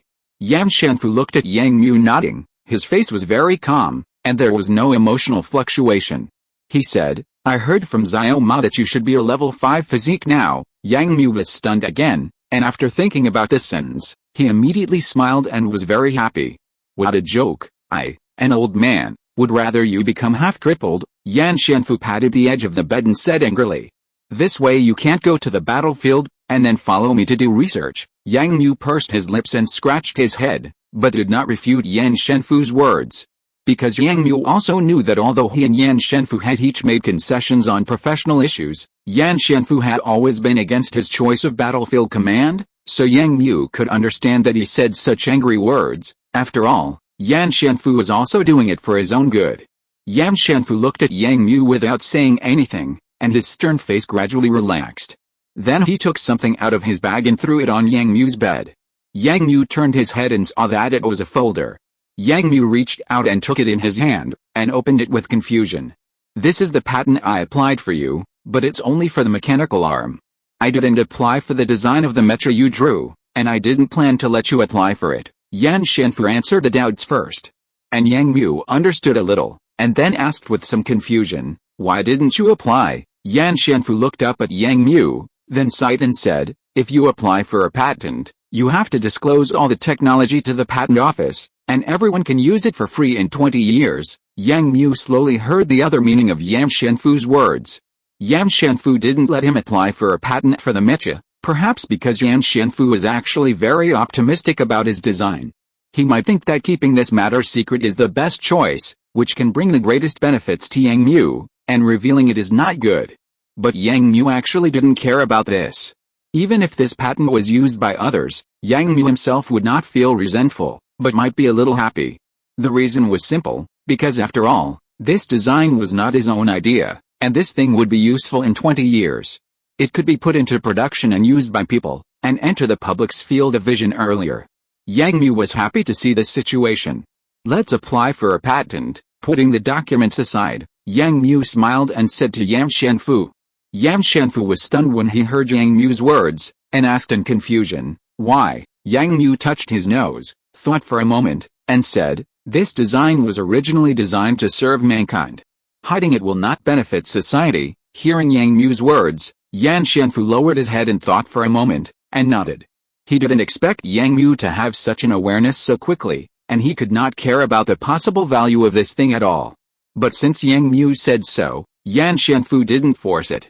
Okay, but you have to spend time to refine the design of all parts of the mecha, and what you hand in must be the most accurate. Yan Shenfu and Yang Mu explained a few words, and at this time the doctor came in, and Yan Shenfu stood aside. Ma Wenjin brought these doctors and nurses in, greeted Yang Mu, and then gave Yang Mu a detailed examination, told Yang Mu to pay more attention to rest, and finally drew another tube of blood from Yang Mu and left. In the end, there was only one nurse left in the ward to remove the detection medical equipment on Yang Mu's body.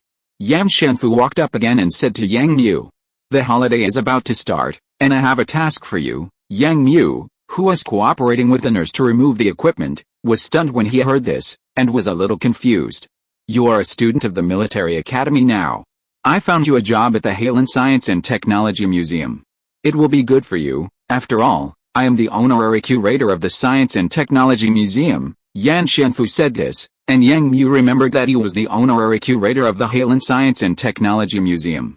When Yang Mu knew Yan Shenfu's identity, he did not take it seriously, but he did not expect that he was really the honorary curator of the Science and Technology Museum and found him a job for the winter vacation.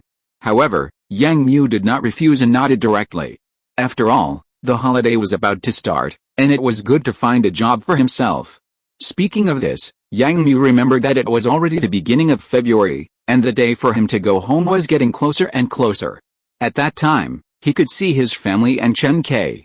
Thinking of this, Yang Mu suddenly felt that his mood was much better, and there were waves in his heart, and he was still a little excited. At the same time, on the desk of the dean of the school, Yang Qin, were the data from Yang Mu's experiment. Yang Qin took these things and looked at them carefully, then with a serious face, he entered them into the school's confidential database. Chapter 138 Chen Kai goes first. Yang Mu, I'll bring you some specialties from my home next time we meet. Standing outside the terminal building of the capital airport in Yanhuang City, Yanhuang Star, Quinn said to Yang Mu. At the same time, many students from Kunluo College also came here, carrying large and small bags, and stood in front of the terminal building to say goodbye to their classmates. Yang Mu, Ji Jin, and Quinn hugged each other politely, smiled and waved as they entered the terminal building. Today is February 8th, and the college has finally arranged a holiday. After busy training and study, the students finally ushered in their first holiday. Just this morning, the school also sent everyone directly to the airport in Yanhuang City through a suspended bus. During the whole process, everyone was surprised to find that they didn't know the specific location of the college at all.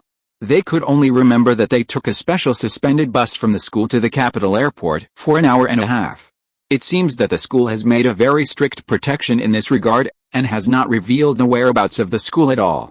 As for who wants to remember the way to the school through the steps of the opening trial. To borrow Su Xiaoking's words, if you can remember it, I'll lose. The academy has some of the strictest confidentiality measures in this regard. At least in the past 6 months, everyone was directly taken away by the army during the last assessment, and they were also unable to know the specific location of the academy. Yang Mu naturally did not bother about such things. At the same time, Yang Mu did not choose to go to the spaceport to take a spaceship home from here like Quinn and others, because Yang Mu had another thing to do. That was Chen Kai. Half a month ago, he and Chen Kai had a conversation, and the two agreed that after Yang Mu had a holiday, he would go directly to Kaianhan University to find Chen Kai, and then go back together. It was for this reason that Yang Mu did not go directly to the spaceport, but after parting with everyone, he took a taxi outside the airport alone and headed towards Kaianhan University. Speaking of which, this university is located in the suburbs of Yanhuang City, not far from the capital airport where Yang Mu is now. It took more than 10 minutes for Yang Mu to appear at the gate of Kaianhan University. The noise of the university town suddenly came, but Yang Mu felt a little like a world away. Having stayed in the academy in the deep mountains for half a year, although he went out once during this period, it was to a primitive planet to perform a mission, not to contact the real society. This feeling made Yang Mu feel a little dazed. Suddenly facing the familiar yet somewhat unfamiliar modern society, the busy streets made Yang Mu feel a little unreal. Shaking his head, Yang Mu rubbed his face with his hands, then pulled his thoughts back, took a deep breath, and adjusted his state. Uncle, do you want to buy flowers? Yang Mu, who was standing at the school gate, suddenly felt his sleeves being pulled, and then a childish voice came. Yang Mu was stunned for a moment and looked down. There was a little boy standing next to him, staring at Yang Mu with a pair of big eyes. Yang Mu smiled with his lips pursed, and said in his heart, "Okay, but where are your flowers?" This little boy was very cute, and Yang Mu was in a good mood. Moreover, Yang Mu thought about it and thought that if he could bring a bouquet of flowers to Chen Kai when they met, the atmosphere of the meeting would definitely be very good, right? So Yang Mu decided to buy a bouquet of flowers immediately, but he saw that the boy had nothing in his hands, so he asked with some doubt. The little boy looked at Yang Mu, who was wearing a military uniform and carrying a big bag, but he was not afraid at all. He still pulled Yang Mu's sleeve and pointed to a shop opposite the school gate. "My family opened a flower shop there, you can go there to buy it." Yang Mu looked in the direction the little boy pointed and saw a flower shop. He immediately understood and smiled helplessly, a little surprised by the boy's actions. Can children nowadays help their families run businesses at such a young age? Yang Mu smiled, bent down and picked up the little boy, and then walked towards the flower shop. 10 minutes later, Yang Mu chose a bouquet of flowers. It was not expensive. It only cost 30 yuan of Yanhuan currency. Yang Mu asked the proprietress to carefully pack it for him, and then took the bouquet of flowers and stepped into the campus of Qianhun University. Taking the subway on campus, Yang Mu soon arrived at the dormitory where Chen Kai was. He had been here once half a year ago. Now the flower beds around here were all withered. It seemed that winter had greatly reduced the scenery here. Yang Mu took the flowers and called Chen Kai's dormitory on the smart system downstairs, stating his purpose. Then he held the flowers in both hands and stood seriously beside the door of the dormitory. A handsome boy in a tall military uniform stood downstairs of the girls' dormitory, which really attracted a wave of attention.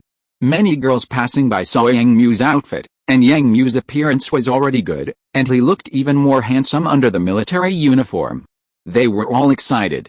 Several people secretly glanced at Yang Mu when they passed by, and some pretended to show their personal terminals without leaving any traces to secretly take a few photos of Yang Mu, and then walked away excitedly with their girlfriends. Yang Mu naturally noticed the actions of these people keenly, but Yang Mu did not say anything, nor did he take it seriously. He just silently waited for Chen Kai to come downstairs, and then smiled and handed the flowers to the other party. Yang Mu was even ready to give Chen Kai a hug. A moment later, a girl hurried downstairs, but it was not Chen Kai, but Chen Kai's roommate. "You are Yang Mu?" The girl went downstairs and immediately saw Yang Mu standing outside the dormitory building. She walked over and looked Yang Mu up and down, then asked doubtfully. Yang Mu nodded, and also looked at her with some doubts, wondering why Chen Kai was not there at this time. "Oh, that? Zio Kai went back 3 days ago. She sent you a message. Didn't you see it?" Hearing the other party's words, Yang Mu was stunned. For a moment, he remembered that he was still wearing the personal terminal issued by the school. His personal terminal was only received this morning and was still in his backpack without turning it on. Why did Chen Kai leave first? What happened? Yang Mu did not take off his backpack to look for things directly, but asked the other party first. The girl shook her head and said, "I don't really know. It seems that something happened at Zio Kai's home. She still has 2 exams to take. So she left in a hurry." Yang Mu was a little surprised when he heard the news. He thanked the other party in confusion, then turned around and walked outside. At the same time, he found the personal terminal in his backpack and turned it on. The screen opened, and as expected, several messages popped up soon. Yang Mu looked over and saw that there were messages from his mother, Dulan and Jia Hao. Yang Mu slid the screen and found the message from Chen Kai. "Yang Mu, there are some things at home. My uncle asked me to go back first. You can come back by yourself when you see the message. Sorry, it happened too suddenly." Yang Mu browsed the message sent by Chen Kai, but he didn't get the exact reason, that is, why Chen Kai hurriedly left Yanhuang Star and went back to Halen Star. Thinking of this, Yang Mu was a little anxious, and quickly sent a message on the personal terminal to inquire, but he didn't get a response from the other party. Maybe Chen Kai was still on the spaceship and couldn't receive the message. Yang Mu immediately put away his things, frowned slightly, and a trace of uneasiness flashed through his heart. If Chen Kai told him the specific things, Yang Mu might not be so anxious, but now Chen Kai went back without knowing why, and even the reason was so vague, which made Yang Mu a little worried. Thinking of this, Yang Mu immediately took the subway to go out of the school. Yang Mu had to go to the airport immediately, go to the spaceport to take a spaceship, and rush back to the Aquamarine Star immediately to see what was going on. Thinking of this, Yang Mu was still a little anxious while standing on the subway, but at this moment, Yang Mu's personal terminal suddenly rang. Yang Mu habitually opened his original personal terminal and found that it was a call request from Su Yunming. Although he was a little confused as to why the other party would contact him at this time, Yang Mu still clicked to connect, and Su Yunming's voice came instantly. "Yang Mu, where are you now?" Yang Mu frowned when he heard the other party's voice, and said, "I'm going to the airport now, and then go to the spaceport to go home." Su Yunming on the other end of the phone seemed to be relieved when he heard Yang Mu's words, and then he said, "Then you are too late now. The passenger ship back to your Aquamarine Star will be available in 3 days. "What?" Yang Mu realized the problem and said in surprise. "Haha, but you don't have to worry." At this time, Su Yunming's laughter suddenly came from the personal terminal. "Wait for me at the capital airport. I will go to Aquamarine Star with you. It just so happens that my family has a cargo ship going there. Su Yuanming said this, and Yang Mu was relieved immediately. The current travel problem was solved, but Yang Mu immediately had another question in his mind. It's a good thing that his family has a ship to go to Aquamarine Star, but why does Su Yuanming want to go with him? Chapter 139 Conversation. Standing at the entrance square of the capital airport and looking out, Yang Mu finally saw a familiar figure appear. Yang Mu saw Su Yuanming coming down from a black floating car, and then being pushed in a wheelchair by a middle-aged man. Behind Su Yuanming were two men dressed in suits and sunglasses, carrying two suitcases in their hands, following behind. Yang Mu did not show any reserve, and walked up to Su Yuanming and said hello. When Su Yuanming saw Yang Mu coming, he immediately smiled and also immediately said hello to Yang Mu. You haven't been waiting for me here for a long time, have you? Su Yuanming said to Yang Mu with a smile, and Yang Mu shrugged to indicate that he hadn't. Okay, then let's not delay, let's go in directly. Seeing this, Su Yuanming smiled, and didn't say anything, but just pointed to the entrance of the capital airport behind Yang Mu and said. Then the middle-aged man behind Su Yuanming pushed Su Yuanming into the airport, and Yang Mu also stepped up to follow.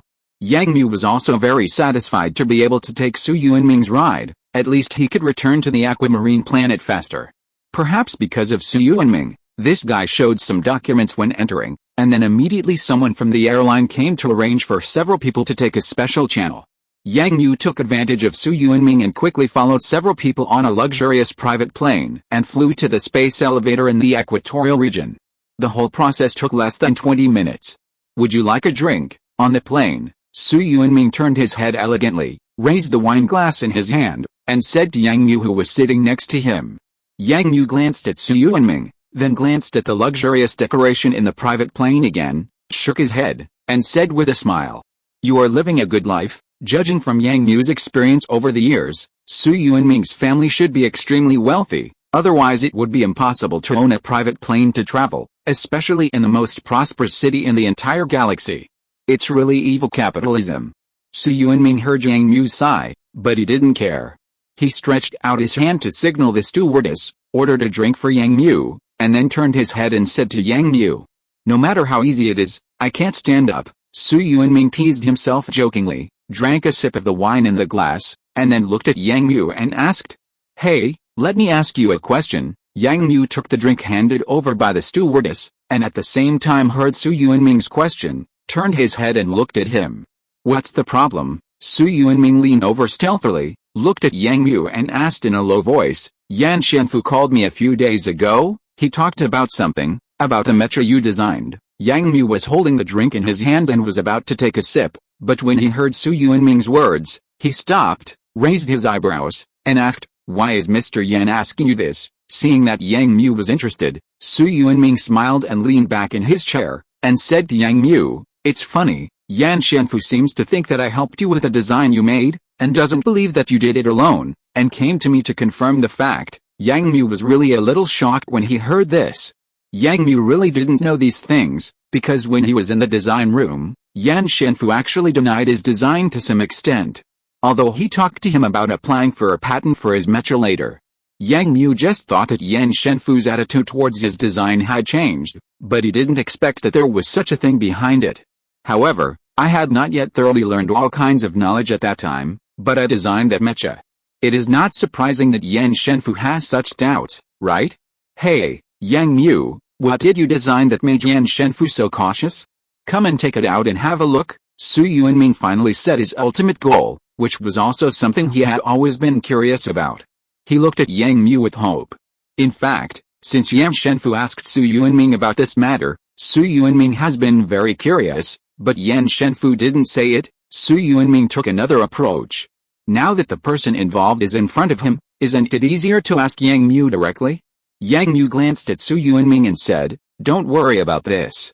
I will show it to you when the time comes. Yang Mu put the cup in his hand on the small table in front of him seriously, then turned his head and looked at Su Yuanming who was a little disappointed.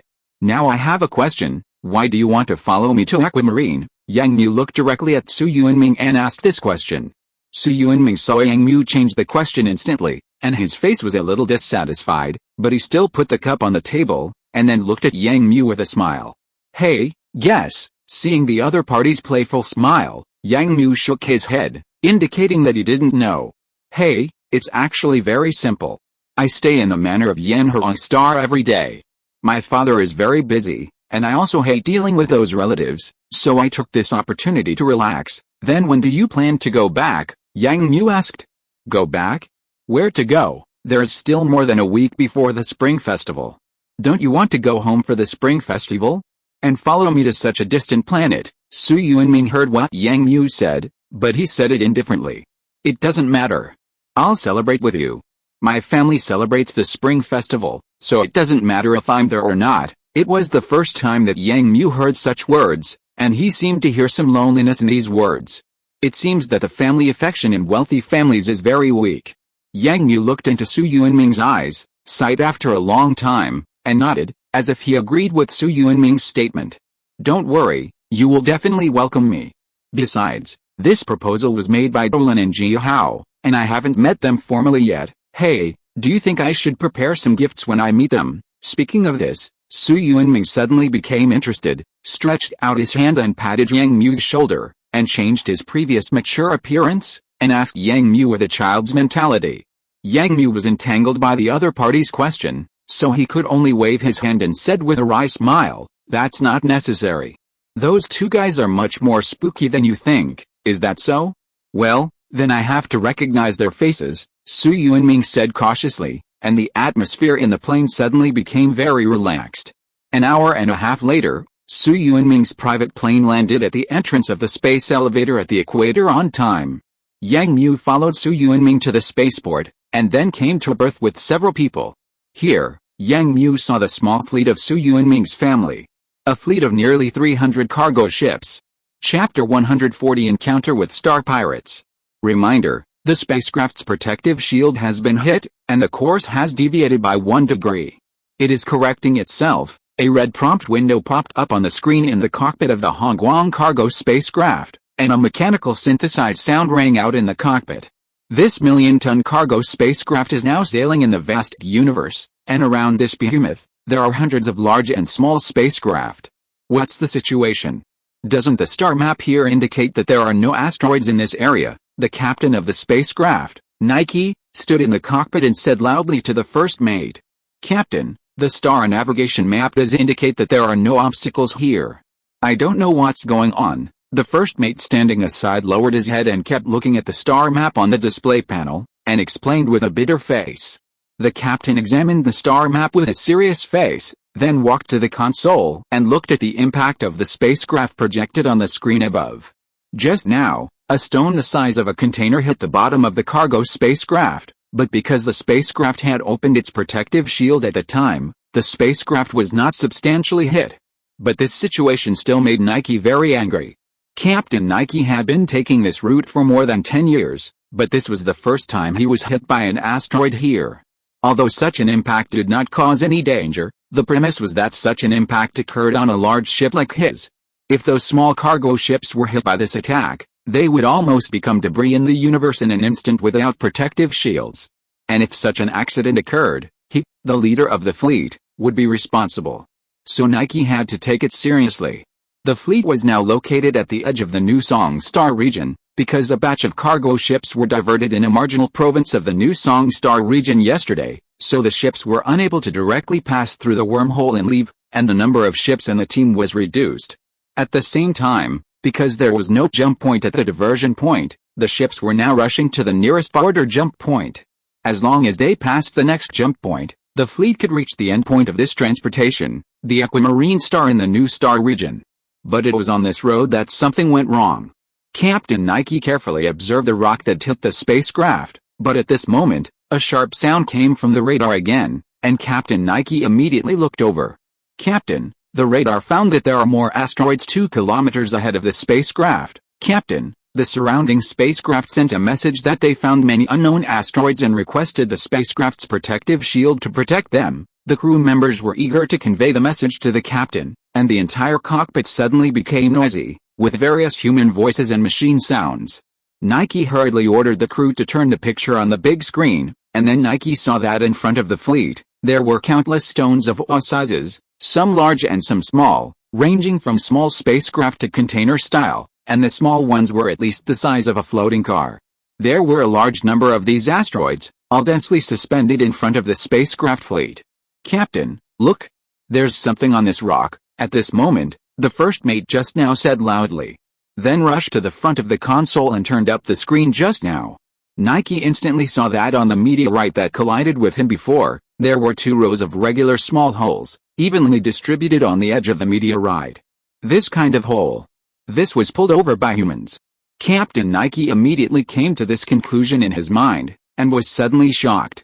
He was about to issue an order, but at this time, the crew who had been monitoring the radar suddenly shouted, "Captain, there are UFOs 6 kilometers ahead, coming towards us at high speed, and there are many of them." Nike hurriedly looked over, and saw hundreds of red dots on the radar screen approaching the fleet from all directions.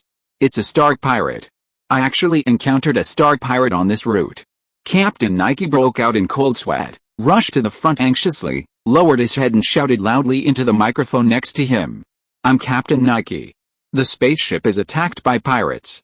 I order the shield to be fully powered, the bow and stern defense guns to be turned on, the dormant crew members to be forced to wake up, and all personnel to be ready for the first-level battle." After issuing combat orders to the various parts of the spaceship, Nike hurriedly said to the communicator next to him, "Notify all spaceships immediately to approach the 3 large spaceships, release the large spaceships, and immediately store the spaceships below 10,000 tons within the energy shield of the spaceship, send a distress signal to the nearest military, and all crew members are equipped with weapons.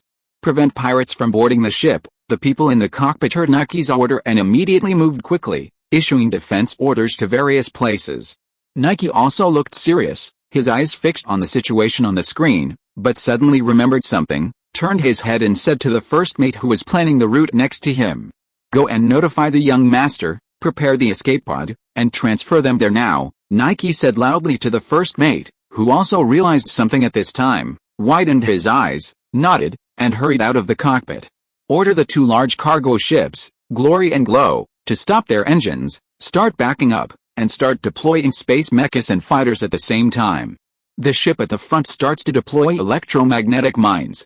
3 minutes later, the ship with laser cannons is ready to fire." Nick turned around again, sat in the captain's seat, and sent orders to various places one after another. In the distance of the huge cargo fleet, small fighters were coming quickly. Yang Mu was awakened directly from the hibernation chamber. This emergency awakening quickly drained the refrigerant in the hibernation chamber, and then quickly injected oxygen. The forced rapid resuscitation method made Yang Mu feel a little uncomfortable. Although he didn't kneel on the ground and vomit like the crew next to him, Yang Mu was also in a daze, and his mind was always dizzy. Yang Mu walked to the bathroom next to him with the help of the wall, turned on the faucet to wash his face, but found that the faucet was out of water. At the same time, the lights in the room dimmed. The whole room was very dim. Yang Mu also felt that something was wrong, so he opened the door and walked out, but he almost bumped into someone in the aisle of the spaceship cabin. The man in the spaceship crew uniform saw Yang Mu, and his face seemed very anxious. He didn't care about anything, just thinking that Yang Mu was a crew member who had just woken up, and said to Yang Mu, "Go to the preparation room to get weapons and go to the nearest defense point." Yang Mu heard the other party's anxious words, but he was a little confused. "Get weapons? What happened?" "Yes, otherwise why would they force us to wake up? It seems that something really happened." Yang Mu quickly realized that something was wrong with the situation, and reached out to grab a crew member who hurriedly ran past him. "Comrade, what happened?" The crew member who was pulled glanced at Yang Mu, and then said, "There are star pirates, and the whole ship is now on level 1 alert." Star pirates. 2 familiar words entered Yang Mu's mind, and immediately Yang Mu's confusion just now disappeared, and the whole person woke up. But at this moment, a sudden tremor came, and Yang Mu suddenly lost his balance and fell into the aisle. At the same time, the entire aisle flashed red light and the alarm sounded continuously. At the same time, the gravity system of the spacecraft seemed to be shut down at this time, and Yang Mu floated up. Yang Mu climbed up, grabbed the guide rod of the ship's arm, and then found a direction and quickly went over there. Chapter 141, Manipulating the Turret. It was not until he stood by the porthole holding a high-energy laser rifle and watched the spaceship outside shoot red laser beams into the distance that Yang Mu truly believed that the fleet he was on had really encountered pirates. Such a bloody plot actually happened to him. Due to the size of the porthole, Yang Mu could not see clearly what was happening on the battlefield in front of him, but watching the teams of fighter planes flying out from the two large cargo ships not far away, and the light flashing from time to time on the edge of the porthole, Yang Mu understood that things were really serious. It was obvious that the fleet had already been in a fight with the pirates. Judging from the intensity of the fight, the incoming pirate gang was probably not small. But there was no time for Yang Mu to sigh about these things. Thousands of people on this large cargo ship were all mobilized at this time. Because Yang Mu received weapons and equipment in the preparation room, he was also added to the team and assigned to guard an important entrance of a cargo ship to prevent pirates from boarding. In order to ensure the integrity of the hijacked merchant ships and goods, these pirates generally used two methods. One is to directly destroy the engine of the spacecraft, forcibly hijack the entire spacecraft, and then directly publish the message to ask for ransom. Another is to directly attack the spacecraft and hijack hostages. Although there will be casualties, it can ask for a higher ransom, and the goods inside can also be resold. But there is a prerequisite, that is, they can enter the spacecraft smoothly. Therefore, the entrances of various parts of the spacecraft have become the focus of the crew's protection.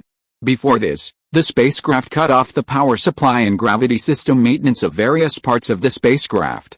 Part of the reason is to increase the difficulty of the pirates boarding the ship, but the more important reason is that the spacecraft needs to provide enough energy for the engine and weapon system.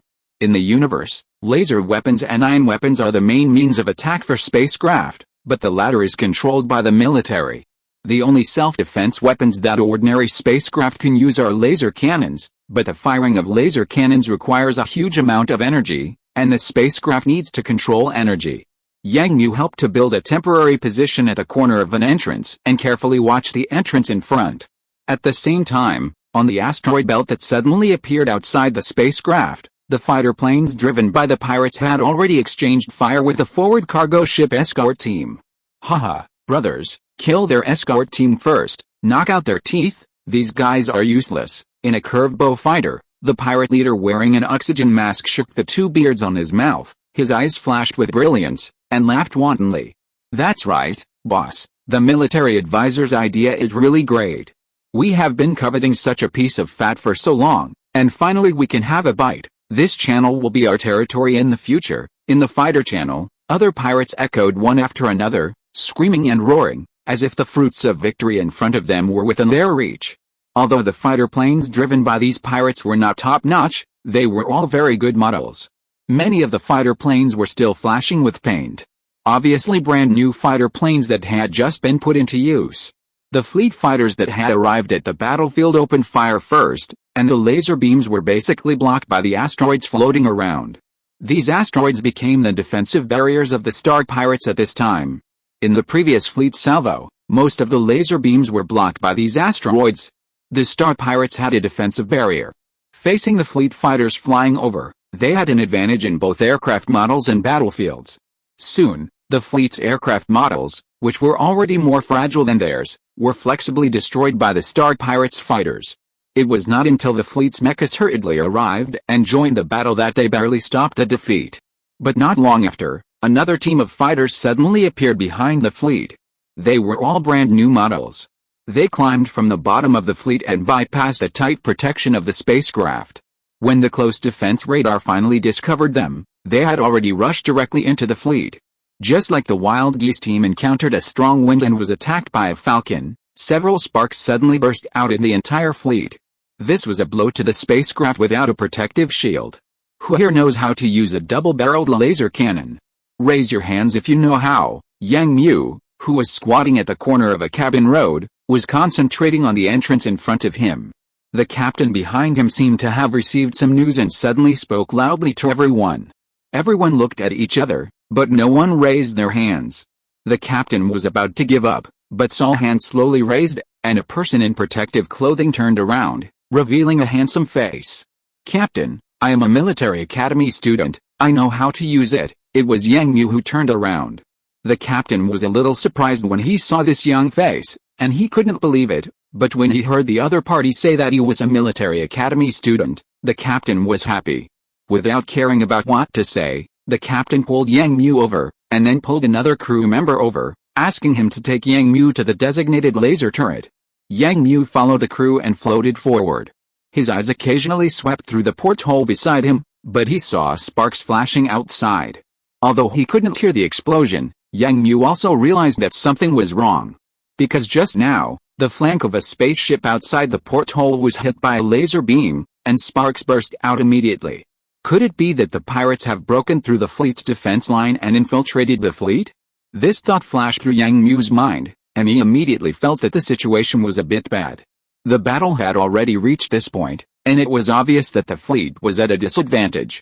Could it be that this group of pirates was so powerful? But Yang Mu didn't bother to think about it carefully. The crew member had already taken Yang Mu to take the ascending elevator and went directly to a turret on the top of the spaceship. Coming here, Yang Mu finally knew why he had to call for a new gunner. At this time, drops of blood were floating in the entire turret. In the corner of the turret, a person was lying on the floor, and a person next to him was holding medical gel to plug the wound. But in a weightless environment, the healing effect is not obvious. And looking at the appearance of this wounded man, it should be because the impact hit something in the turret, and the blood on his head kept flowing. The crew member who was treating the wounded saw Yang Mu and the others coming in, and immediately said to Yang Mu and the others, "Who of you is the gunner? Go up and operate the laser cannon." The other one, "Help me take the wounded to the medical room." Yang Mu and the crew member who came with him were stunned for a moment, but they reacted immediately. Yang Mu quickly walked to the gun position, and another crew member went to help carry out the wounded.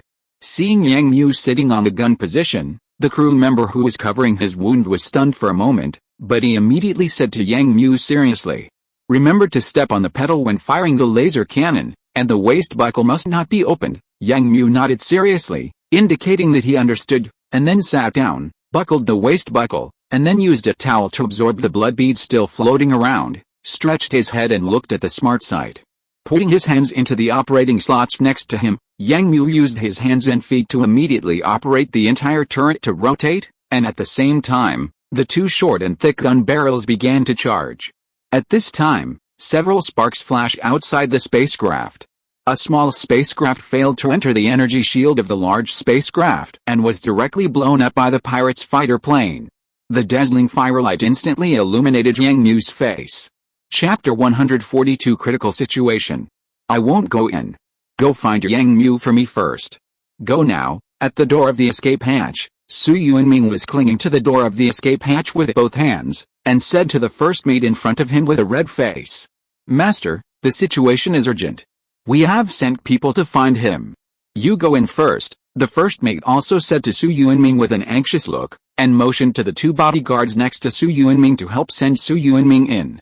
"You dare to touch me?" Su Yuanming naturally saw all this, and his expression became even more angry. He shouted at several people, "Go find Yang Mu now, otherwise, I will stay and die here." Just before, Su Yuanming was suddenly awakened from his dormant state, and then he was told that the fleet had encountered space pirates. Su Yuanming originally asked to go to the cabin to see the situation, but was stopped by the first mate, who asked Su Yuanming to go to the escape hatch to prepare for escape. When he arrived at the door of the escape hatch, Su Yuanming suddenly remembered Yang Mu and found that he was not around. So there was this scene. The first mate looked at the situation in front of him with a bitter look on his face. He clapped his hands helplessly, nodded reluctantly, then turned around and went to the back. Su Yuanming breathed a sigh of relief when he saw the other party's action, but at this moment, a palm pushed over and directly pushed Su Yuanming, who had just relaxed, into the escape capsule. "What are you two doing? You actually disobeyed my order." Su Yuanming cursed angrily in the escape capsule, struggling to float up and heading towards the hatch. However, he was pushed in by two bodyguards, who then closed the hatch and fixed Su Yuanming on the seat. "Where is the second team of glory?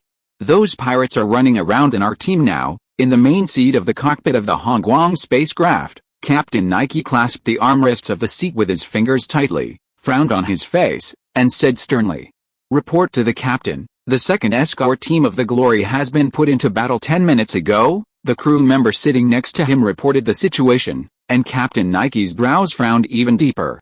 Are there any fighters or mechas that have been dispatched? Nike asked another crew member next to him. The crew member shook his head and said loudly, "Report to the captain, all the escort teams have been dispatched, and all the fighters have been dispatched. There are still a batch of mechas for sale in the cargo hold of our spacecraft. Among them, there are several space mechas." Listening to the crew's report, watching the flashing fire on the big screen in the cockpit, and the laser beams flashing from time to time around, Nike sighed. It seems that he has really reached the point of running out of ammunition and food. This group of star pirates is so powerful, and their attacks are so strong, and even their equipment is so good, they can actually suppress the battle-hardened escort team steadily. And the star pirates who suddenly appeared in the fleet, their meteor model, are obviously the model transported by a small fleet that disappeared on this route a few days ago. Unexpectedly, these advanced foreign trade models appeared in their hands. Under the attack of these advanced fighters, their side has suffered heavy losses. The fighters and mechas on the front line are still struggling. But they can't spare any manpower to come back for help. But this team of star pirates that suddenly appeared in the fleet is the real threat. They have destroyed the gun positions of many cargo ships in succession, and the spacecraft with the shields opened has also been attacked by heavy firepower several times. If this continues, the entire fleet will be in danger. The energy shield of their own spacecraft can only support full power for 1 hour at most, but what about after that? It will take at least 2 hours for the army that has been contacted to get here, and by then, they will have been broken by the star pirates and have become hostages in the hands of the other side. No, we can't just sit there and wait for death. The young master is still on the ship. Even if we risk our lives, we must ensure that the young master can escape from here safely. Nike made up his mind and turned his head to say to the crew member just now. Immediately order the people in the cargo hold to maintain and recharge those space mechas, notify the escape pods, and be ready to leave the spacecraft at any time. After arranging this task, watching the crew issue their orders, Nike looked at the battle situation on the screen in front of him again, and exhaled a breath after a moment, muttering something. "You must hold on." Buzzy, the double-barreled laser cannon fired 2 red laser beams, and the entire turret moved at the same time. The 2 laser beams accurately swept a fighter plane passing in front of the turret, and the brand new fighter plane suddenly exploded in space. Yang Mu exhaled lightly, still staring at the smart sight, continuing to operate the turret to rotate. The barrel continued to charge, waiting for the next stimulation. This is the 3rd fighter plane Yang Mu has shot down. The pirates' offensive has always been fierce, but the goal is very clear, all of which is to suppress the large ships and fire on the small ships. It seems that their target is these large ships. These fighters were very agile. Yang Mu quickly recognized that this was a space fighter called Meteor developed by the new Song Star domain. It was fast and flexible, and it was equipped with laser cannons and 4 missiles, which were quite powerful. Yang Mu had to work hard to shoot down a few of them, and this was because of his flexible control of the double-barreled laser cannons. Because Yang Mu transferred from the planet's internal troops to become an interstellar soldier, he started from the grassroots. At that time, he worked as an artilleryman in the interstellar fleet for half a year, specializing in operating the 4-barreled close defense laser cannon on the warship. Compared with a double-barreled laser cannon in his hand now, the two are similar in nature, so Yang Mu is now very handy in using them. Yang Mu once again locked onto a star pirate fighter through the intelligence sight. The muzzle was now fully charged, and he was just waiting for the other party to enter the trajectory of the laser cannon. Yang Mu held his breath tightly.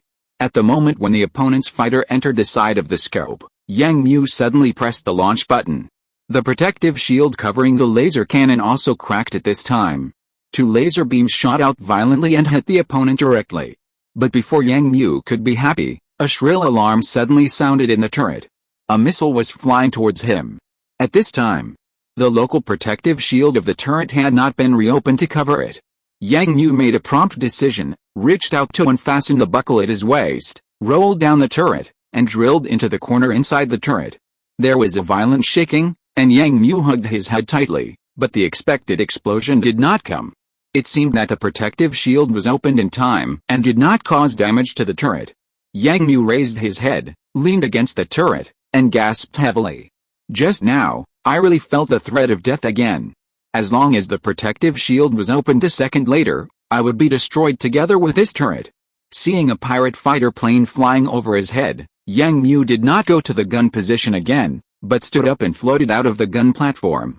Yang Mu did not want to use the gun platform here anymore. Such an attack would not play a big role in changing the current situation. He had become a target that the other party had to eliminate. Yang Mu was going to the cockpit. Yang Mu was going to use his real ability to teach these pirates a lesson. They would never have thought that at this moment, in this freight fleet, there was a captain of an interstellar carrier with senior combat experience. If you're listening to this novel on a channel other than Fanfic World, it means they downloaded and uploaded it without effort. We cordially invite you to visit our channel, Mundo Fanfic Novelis. There you'll find the original version of this story and you can explore many other novels of various genres. We're waiting for you to immerse yourself in a world of incredible novels. Chapter 143 Strive. Order the glow to reduce the area of the energy shield immediately. Start reverse, and back up 4. In the cockpit of the Hongguang, Nick stood up and floated above the main seat of the cockpit. His face was full of madness at the moment, and he said to the crew next to him. Just now, because the glow protected the largest number of ships, the explosion just now caused the energy shield to be impacted. The engine of the glow has been idle, and the energy output of the energy shield and laser cannon is already in danger. Captain, the glow is protecting 35 small cargo ships. Don't want them all. Let the glow shrink the defense line, and those small ships will immediately approach us and the glory. The medium-sized ships with protective shields should pay attention to cover. Glow is a million-ton cargo ship. If such a large cargo ship is lost, it will be a huge loss, and it may directly lead to the rapid failure of this defense. So Nick made the decision to sacrifice the pawn to save the king at the first time. Although these small spacecraft will be exposed to the enemy's firepower, they can only be sacrificed for the fate of the big ship. Let the escape pods of the small spacecraft eject immediately, leaving only the minimum number of people to operate the spacecraft. Where's the military support? Let them speed up and tell them that the young master is on the ship now, Nick shouted loudly, and his anxious face showed that he was extremely worried and embarrassed. At this time, Yang Mu opened the door and entered the cockpit. It took him a lot of effort to get in. In the end, he used Su Yuanming's name and lied that he came to report the situation, so that Yang Mu was able to enter. As soon as he came in, Yang Mu heard Nick's roar. Yang Mu pushed hard, and his floating body reached the front of the cockpit, and saw Captain Nick floating on the main seat wearing a neat captain's uniform. But Yang Mu didn't have time to pay attention to Nick's expression, but rushed to the console as soon as possible and looked up at the battle situation on the display. On the screen, the Hongguang spacecraft at the front of the entire team was slowly retreating, and various medium-sized spacecraft around were trying their best to resist. At this moment, there was a war between the spacecraft fleet and the asteroid belt not far away. Various laser beams were dazzling, and there were explosions from time to time. But Yang Mu immediately saw that something was wrong, especially the asteroid belt in front of him was obviously very wrong. It was so regularly distributed that it was obvious that it was moved by humans, and it was blocking the fleet impartially. At the same time, Yang Mu immediately discovered something wrong, that is, the formation array of this fleet was really problematic, and the formation of the entire fleet was actually deployed in a flat plane. The 3 large ships were deployed in a V-shaped formation, with a Hongguang as the lead ship. Although this formation can reduce the attack area in front of the fleet, it also limits the number of ships that the entire team can protect. But in the current battlefield situation, the fleet should not consider reducing the loss of attack, but should build a strong protective shield to make the entire team form a tight whole, so that the integrity of the entire fleet can be guaranteed and persist until the army comes to help. Realizing this, Yang Mu immediately turned around and shouted to Captain Nike, who was not far away. Captain, it's still not too late to change the fleet formation. Nike, who was in a state of confusion and at a loss, heard such a voice at this moment. Nike turned his head and saw a young face in the cockpit. Just as he was about to speak, the first mate next to him spoke first. Who are you? Why are you here? Get out now. Yang Mu didn't pay attention to the other party's words. Instead, he grabbed the chair next to him and floated closer to Nike, pointing at the screen and speaking loudly. The enemy's attack has not yet completely broken through our formation. We should immediately shrink our camp. The 3 large ships will form a 3-dimensional triangle formation. With the energy shield connector in the middle, we can instantly build a large protective shield area between the 3 ships. Let all the ships enter, and the protection problem will be solved. Issue the order immediately. Yang Mu did not care about his identity at this time. He looked directly at the situation on the battlefield with his original eyes and quickly stated his plan. He was decisive and his iron-blooded temperament flashed. Who the hell are you? What are you talking about here? Come on, take him out. The first mate rushed over at this time, full of anger, but was stopped by Nike. When Nike heard the other party's words, as an old captain, he also realized something different at the first time and began to think about the other party's proposal. But at this moment, the spaceship shook violently. Captain, the laser turret on the top of the spacecraft has been destroyed. There is a problem with the energy shield, and the recovery speed is slowing down. The sudden problem interrupted Nike's thoughts. Nike hurriedly sent a command to the channel, requesting the deployment of the outer robot maintenance team. Nike saw Yang Mu was still beside him, and did not think about the other party's proposal carefully. He waved his hand to signal Yang Mu to go out. Take him out and ask about the situation of the glow again. Seeing that the captain had issued an order, the first mate also came up to pull Yang Mu, but Yang Mu suddenly shook off the other party's hand and floated directly in front of the other party, looking at him seriously. Captain, this is the last chance, otherwise, the entire fleet will fall into the hands of the enemy. How dare you? You are a child talking here. I am the captain. I have the final say here. Your plan is fine. Who gives you the courage? Nike was already overwhelmed by the current situation, and now a young man suddenly appeared here to talk about his battle plan. Nike was furious and suddenly said to Yang Mu angrily. Yang Mu heard the other party's words, but he still refused to give in, because this was related to the lives of countless people in the entire fleet. Even if Yang Mu's current status did not match it, Yang Mu would still fight for it. Thinking of this, Yang Mu was about to open his mouth to continue to refute the other party, but suddenly a voice came from the door. This is the courage I gave you, Nick. I order you to listen to Yang Mu now. At this moment, everyone in the cabin looked towards the door, but saw two people who looked like bodyguards carrying a young man in. The young man's face was full of anger, and he glanced at the people in the cabin. The person who came was the young master mentioned by the captain, Su Yuanming. Chapter 144, Risky Transfer of Power. Led by two bodyguards, Su Yuanming floated into the cabin of the Hongguang. Su Yuanming glanced at Yang Mu, with no expression on his face, then turned his head and looked at Captain Nike on the side. Nike, you are so brave, Su Yuanming said loudly to Nike, with anger flashing in his eyes. You want to join hands and force me to leave like this? After being forced into the escape pod by two bodyguards, Su Yuanming almost threatened to die, and the two bodyguards had to let go of Su Yuanming and brought him here under Su Yuanming's order. Master, seeing Su Yuanming's sudden appearance, facing Su Yuanming's sudden anger, the middle-aged captain did not refute, but looked away with an erratic look. Su Yuanming did not care about the other party's actions. After glaring at Nike, he turned his head to look at Yang Mu, then looked at the anxious battle scene on the screen, looked at Nike again, and pointed at Yang Mu on the side and said, listen to him and change the fleet formation immediately. Su Yuanming knew Captain Nike very well, and he also understood that this loyal old captain wanted to protect his safety, so he made such a move. But how could he watch the fleet fall step by step and escape alone? Although Su Yuanming did not know much about how to deal with this kind of cosmic war, he also clearly realized the situation, that is, the current situation of the fleet was precarious. The fleet was falling into danger step by step, which showed that the current fleet formation was problematic. If it continued like this, the fleet would fall into deeper danger. At this time, Yang Mu proposed a new way to arrange the spacecraft formation. Although Su Yuanming did not understand it, Su Yuanming believed in Yang Mu. Yang Mu had shown his extraordinary skills and made many amazing deeds. In Su Yuanming's heart, Su Yuanming believed that Yang Mu could create miracles. What's more, the current situation is already very bad. Knowing that continuing like this will lead to an irreversible situation, why not choose to change? Su Yuanming is not a person who sits and waits for death, not to mention that Yang Mu is a military academy student. Kunluo College, as a top college, has a course on space warfare. So at the first moment, Su Yuanming made a risky decision to hand over the control of the fleet to Yang Mu. But, Master, Nike still wanted to argue, but was blocked by Su Yuanming's eyes. Are you going to listen to me, or are you waiting for me to die here? Hearing Su Yuanming's words, Nike lowered his head, took a deep breath, and nodded reluctantly. In fact, Nike is a good captain.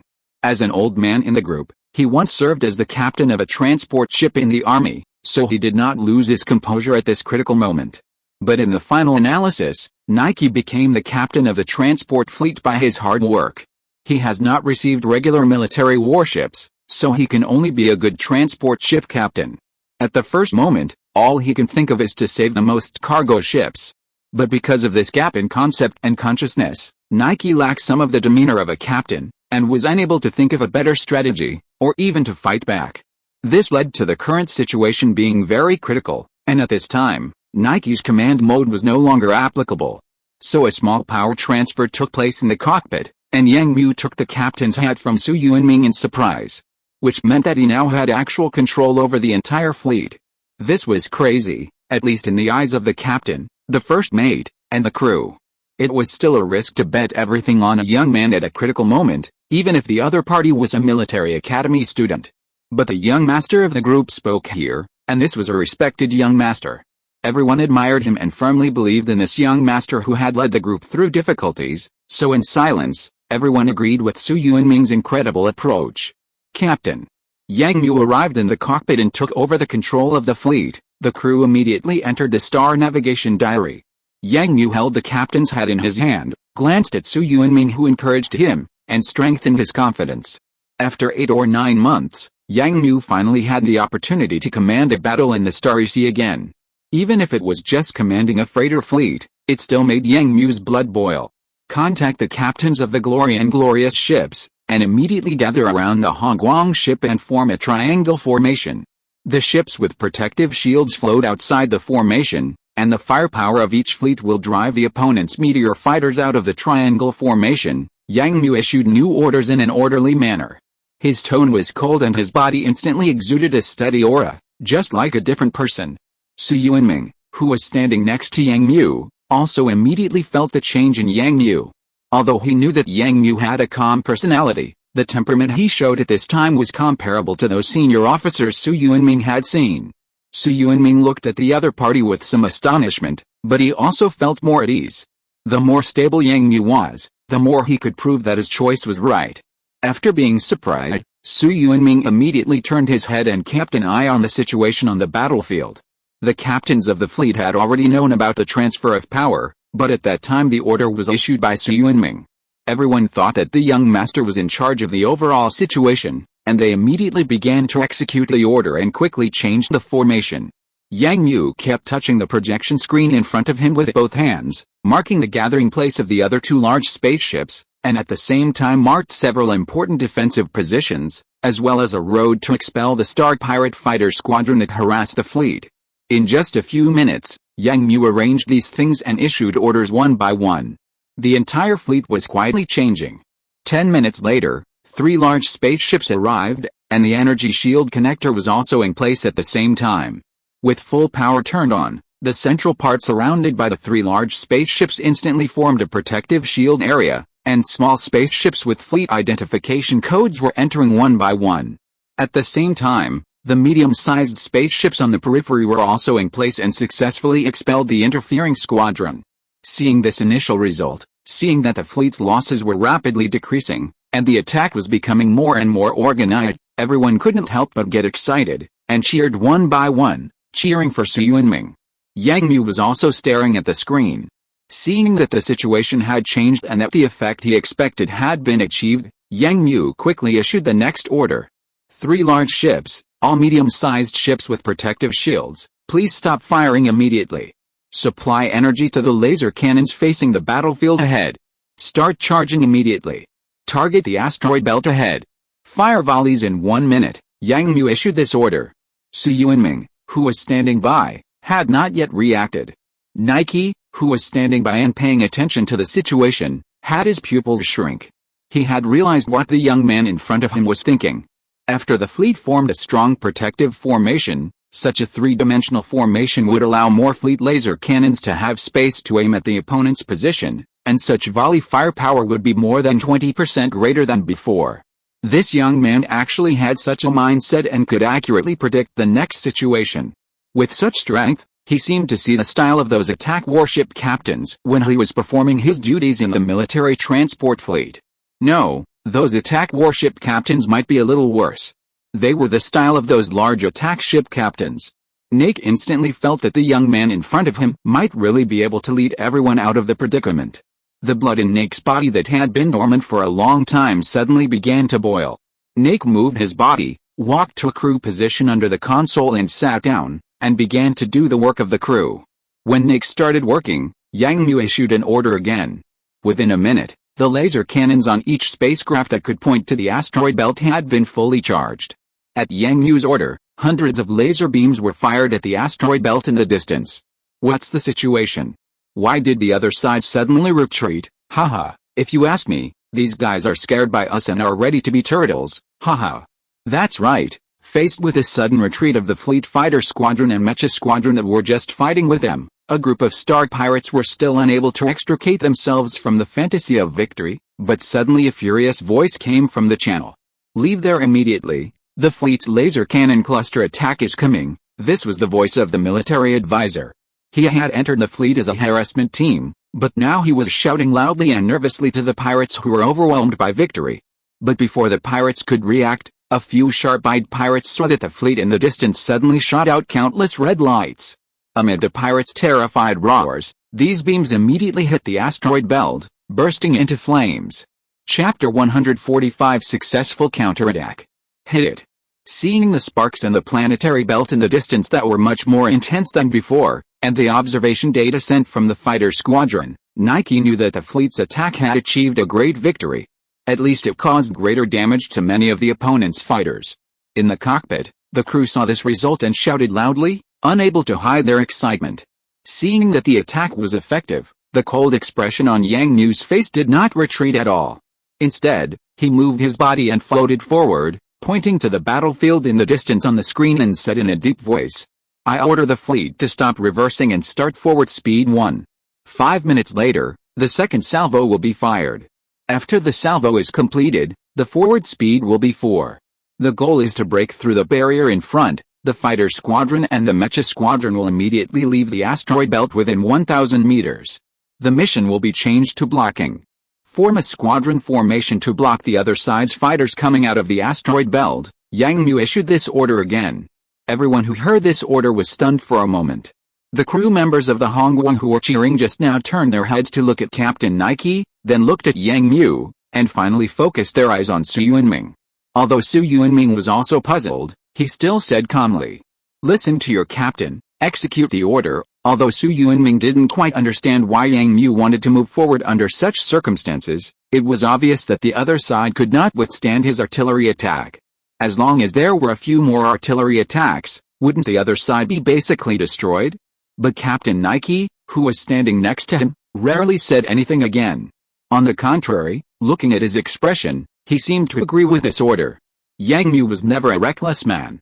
When he took over the command of a nearly 100,000-man interstellar fleet from the commander, Yang Mu remembered a sentence.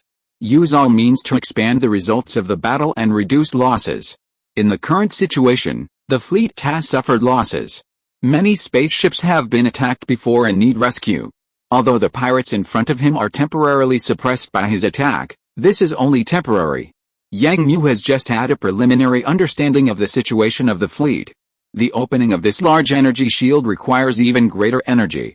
Judging from the current energy reserves of each spaceship, it can only last for half an hour at most. By that time, if his side still fails to make a breakthrough, it will face another situation. Although the pirates were suppressed by himself and others, the other side has nearly 200 flexible fighters. Such a scale cannot be exhausted in a salvo. As pirates, these people know better how to adapt to the situation and be flexible. When the other side finds the loophole of the fleet and makes a comeback, that will be the end of the entire fleet. The fleet without a protective shield will surely collapse at a faster speed. In this case, why not give the other side a head-on blow when we have the upper hand now? Yang Mu is not going to break through the asteroid belt in front of him. Yang Mu just wants to turn the asteroid belt in front of him into a cemetery.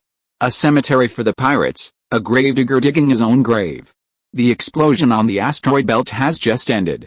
Although the offensive this time is more fierce, These asteroids still help the pirates block most of the attacks. Only a small part of them are directly attacked, and some are hit by the broken planet fragments. The rest are only slightly affected. The pirates who have recovered quickly regrouped under the organization of the boss, but at this time, they found a different situation. "Boss, look at those ships, what are they going to do?" In the pirates' vision, those ships have changed into a different formation than before. How could they suddenly integrate their teams? The military advisor's team, the leader of the Star Pirates, was terrified and angry. He never thought that he would be attacked by the enemy at this time, and that he would be defeated by the enemy. This is absolutely not allowed. "Brothers, rush out, we have to teach them a lesson," the Star Pirates leader said loudly, but at this time the detection system of the fighter plane suddenly sounded an alarm, and everyone's fighter planes sounded the alarm one after another. The Star Pirates checked the situation and found that a fleet in the distance was flashing red again. "Hide. Take evasive action," the Star Pirates leader shouted in fear and asked everyone to change positions, but it was too late. The fleet fighter planes and mechas that had been waiting at the edge of the asteroid belt for a long time directly blocked the Star Pirates who wanted to escape from the broken asteroid belt one by one. The fleet's attack came again, and the spark feast that had just fallen began again. The fire flashed on Yang Mu's face, but Yang Mu just blinked and gave the order again. "All fleets, forward 4, the next moment, the stern engines of all the spacecrafts in the entire fleet, which was covered by the green glowing protective shield, began to burst out bright blue light, and then the entire fleet rushed forward. The speed of the fleet was getting faster and faster, and the pirates who reacted in the chaotic explosion tried to attack and block it, but Yang Mu saw the opportunity and issued another order. "Detonate the electromagnetic mines in front, and all spacecrafts will fire the last salvo." The order was issued, and the circular electromagnetic mines that had been arranged in front of the asteroid belt cracked at this time, and then exploded the next moment. After these electromagnetic mines exploded, only a ripple flashed. Strangely, these ripples were in a semicircle and went into the asteroid belt, and had no effect on the fleet behind the electromagnetic mines. The mighty ripples swept across the entire asteroid belt, and the pirate fighters struggling in it suddenly lost their fire, and all the fighters floated quietly in it. "Quick! Start the backup energy." The pirate boss immediately realized what was going on, and loudly ordered the entire team to replace the energy and restart. But it was too late. They had already entered Yang Mu's next step. Now they were unable to move. In the asteroid belt that had been consumed by the fleet's firepower 3 times, they were completely exposed to the fleet's firepower. As if aware of this situation, the Star Pirates in danger shouted and frantically pressed the restart button of the fighter plane, but it was useless. The next moment, the fleet that was approaching quickly once again burst out countless red laser beams and shot directly into it. Without any shelter, the terrified Star Pirates could only scream and watch the arrival of death. The Star Sea burst into flames again, and the entire fleet also passed through the entire broken small star roadblock belt at this time, and directly crushed it with unparalleled power. When the explosion subsided, the entire fleet instantly burst into fierce cheers, and everyone was extremely excited for their final victory. The cockpit of the Hongguang was also full of people, and the excited crew members jumped up from their seats, their faces full of excitement. Su Yuanming also hugged Yang Mu tightly, venting his excitement. Yang Mu still carefully confirmed that the Star Pirates in front of him were completely eliminated, and the fighters in armor were cleaning up the mess. Then he grinned and relaxed. But at this time, the captain of the Glorious suddenly heard a message for help on the screen. Requesting support, Star Pirates have invaded the cargo ship, they have hijacked the cargo hold, and have controlled the mechas inside to attack. The crew can't resist, requesting support. The sudden news was like a basin of cold water, directly dousing everyone's enthusiasm. Chapter 146 Column. Korin is a cold-blooded man. After decades of pirate career and various experiences, Korin has long been indifferent to everything. Korin will judge everything with the most snobbish eyes. The word pity has long been erased from Korin's dictionary. With such a cold character and a shrewd mind, Korin quickly stood out from the pirates. After years of intrigue, Korin finally became a high-ranking member of a powerful pirate group. The name of the pirate group is Bloodskull Brotherhood. Korin, who is nearly 50 years old, has a nickname in the pirate group, called Skull Snake. Cold Face, Hard Heart, and Snake Heart can also be used to describe Korin.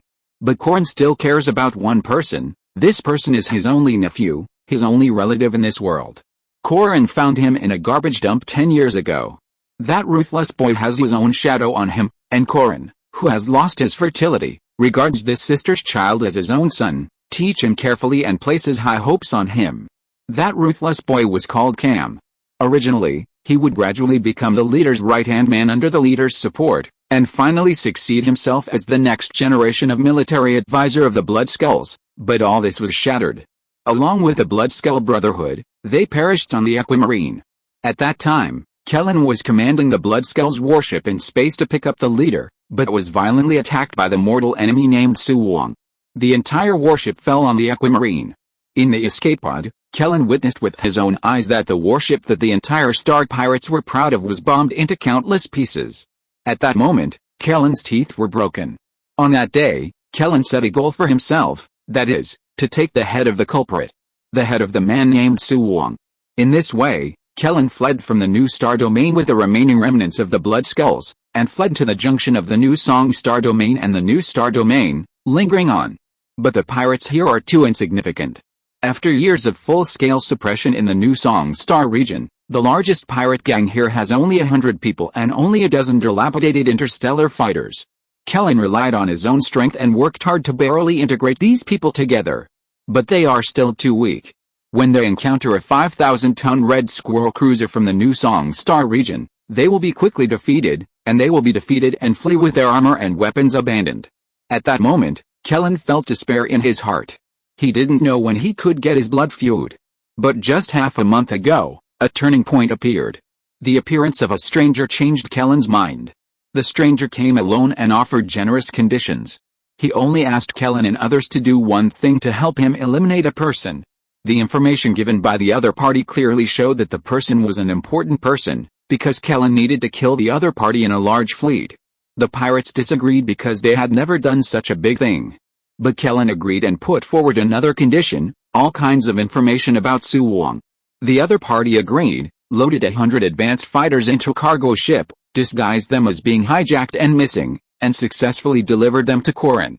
Then he gave Corin a squad of elite meteor fighters. This kind of fighter that can rival regular military warships has greatly increased Corin's strength. In addition to the fact that the entire Star Pirate group has no warships, the power in Corin's hands has risen to the extreme. In terms of fighters, it is even far stronger than the Bloodskull Brotherhood. At that moment, the blood in Corin's heart boiled again. Because he saw the hope of revenge. After the conditions were met, Corin learned the specific marching plan of the target a week ago, and arranged an asteroid roadblock belt here. This was the move that Corin used in the Bloodskull, and it was effective. And it was indeed the case. After the operation began, the huge fleet was tied up, and the fighter squadron driven by Corin himself successfully infiltrated the fleet, and everything was going according to plan. But at this moment, the originally chaotic fleet suddenly began to change its formation, and Corin was surprised to find that his fighter planes were being gradually cleared out. A freight fleet actually made Corin feel the feelings of a regular army. And this was just the beginning. When he saw the fleet's laser cannon change again, Corin suddenly realized that the other party was going to attack the asteroid belt. Corin could only watch except for shouting a warning. Seeing the fighter planes driven by the pirates being destroyed in the flames one by one, Corin's eyes were once again bloodshot. Such a scene was simply going to completely extinguish Corin's hope. And now, Corin had to do only one thing to keep his last hope, that is, to take down the fleet in front of him. In his grief and anger, Corin calmed down again, aimed at the large spaceship in the worst condition, and ordered the entire team to cease fire, each attached to the small spaceship, and then took the fighter plane into the protective cover. The team got in, but some of them were discovered and quickly eliminated by the dense firepower. Kellen and his 5 subordinates were lucky enough to enter the large cargo ship. And they happened to enter the cargo hold, and in the cargo hold, there were various weapons. The cargo loaded on the Glow spacecraft is all weapons and equipment destined for various planets in the new star domain. There must be no accidents. Captain Nike, who realized the seriousness of the problem, stood up and explained seriously. After hearing this, Su Yuanming also frowned, but he didn't know what to do, so he could only ask Nike. What should we do? What can we do now to rescue the Glow? Let the fighter team and mecha team outside return immediately and reorganize the team to go in. Nike gave this advice. The crew inside have only received general military training, and they are definitely not able to resist these star pirates. In the cockpit, Yang Mu turned around and said to Su Yuanming and Nike, "No, they are too slow. We are only 400 meters away from the glow. Let's go rescue them." "Do we have any mechas on board?" Yang Mu asked, shaking his head, without waiting for Su Yuanming and Nate to refute.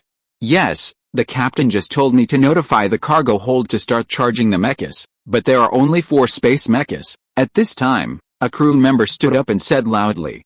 Everyone looked at each other, as if they had realized something. Chapter 147 Cross-Ship Rescue. "No. Yang Mu, this is too risky, you can't go." After hearing what Yang Mu said, Su Yuanming immediately said loudly, rejecting Yang Mu's proposal. This proposal can indeed solve the urgent problem, but from Yang Mu's tone, it is obvious that he meant it. Yang Mu himself also wants to participate in this rescue operation. But Su Yuanming will never allow such a thing to happen. Yang Mu has helped solve such a big crisis for the fleet. If the other party goes out to rescue, it will put Yang Mu in danger again, which Su Yuanming will never allow. "Yes, classmate Yang Mu should take a rest first. I will send someone to support him." Captain Nike, who was standing aside, also floated to Yang Mu at this time and said to Yang Mu. In his mind, the boy in front of him helped him solve a big crisis, and Nike was very satisfied with the result, but now such a rescue matter has to be done by him. Then doesn't it mean that all of them are useless and have to rely on a student to save everything? Isn't this obviously slapping himself in the face? The previous power transfer was due to the control of Su Yuanming, and Nick himself could not think of a better way, so he gave it a try. But now the situation has stabilized, and Nick feels that he needs to do something to restore his dignity as a captain and a captain of a fleet. The people in the cockpit also responded in the same way. When everyone respected the young man in front of them, they also felt that such a young man should not be allowed to step into a dangerous situation again. Yang Mu heard their words and of course understood that this was the other party's good intentions. Yang Mu also hesitated for a moment, thinking that he was a bit too much to do this again. Just as he was about to agree, the captain of the Glorious suddenly screamed in the fleet channel. "Request for support, those pirates have already entered the bridge position, and the cockpit is in danger. Request for support." The sudden call for help immediately broke Yang Mu's thoughts, and everyone looked at the screen in the cockpit at the same time. The situation on the Glorious ship suddenly became so bad that Yang Mu made a quick decision and decided to go on the scene himself. Apart from anything else, in order to save the situation, the most important thing is to end this matter quickly with thunderous means. Otherwise, if the space pirates control the big ship, the entire energy shield will be destroyed. Although most of the space pirates have been eliminated now, if such a situation occurs, the other party will control the million-ton ship to rush towards the big ship. Such a danger will be fatal. Without giving Yang Mu time to think, Yang Mu quickly turned his head and said loudly to the crew member who just explained the situation. "Where is the cargo hold? Take me there now." As soon as Yang Mu said this, Su Yuanming next to him reached out and grabbed Yang Mu's clothes.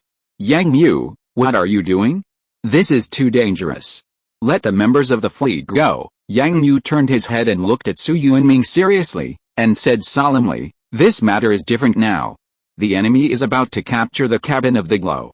You should be able to know the consequences of a million-ton cargo ship being controlled by space pirates, especially under the current situation of our fleet," Yang Mu said sternly, and then looked around at the people in the cabin. This. Nate looked up at Yang Mu and wanted to say something, but was blocked by Yang Mu. "My mecha operation level was rated as excellent by the Academy. I have participated in field training. I can help in this situation," Yang Mu said seriously. Su Yuanming and Nick were silent for a moment, then nodded, but at this time Nick followed and said to Yang Mu, "I will go with you, although I am not very familiar with commanding warships to attack, my level of mecha operation is not to be underestimated," Nick said to Yang Mu seriously. Yang Mu glanced at him and agreed. At the same time, the crew members on the entire spaceship received the news, and the two team leaders also volunteered to join the action. When they arrived at the cargo hold, at the tail of the cargo hold filled with cargo, near the hatch of the spaceship, there were already floating crew members busying around, and 4 ferocious mechas more than 10 meters high were already standing there. Yang Mu immediately recognized the model of these mechas, Tornado. This full-function mecha developed by the new Song Star domain has strong combat power and fully takes into account all performance. It is a rare and excellent space combat mecha. In his previous life, Yang Mu had always heard of the name of this mecha, but he had never had the opportunity to drive this mecha. He didn't expect to have this opportunity now. Rushing over quickly, several crew members who were repairing saw the captain coming, turned around immediately, and saluted the newcomer. "Are you ready?" Captain Nike floated to the front and said to several working crew members. "It's basically done, but only basic ammunition has been added, and the mecha's missiles have not been loaded yet," the crew member immediately explained. "No, these things are not needed in the battle inside the spacecraft. The weapon racks on them will only be a burden." Yang Mu, who was standing next to him, spoke at this time. The maintenance crew turned his head to look at Yang Mu and found that he had a very young face. He turned his head in confusion and looked at the captain. "This is the person involved in the operation. Just listen to him. There is no need to install missiles." Nike glanced at Yang Mu, and then said to the staff calmly.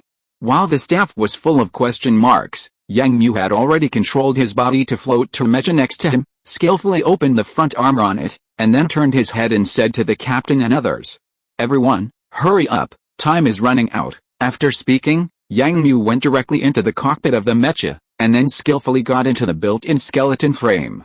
The biggest difference between the space mecha and the planetary mecha is that a flexible exoskeleton bracket is installed in the cockpit. Its purpose is to assist the mecha to make precise movements in space.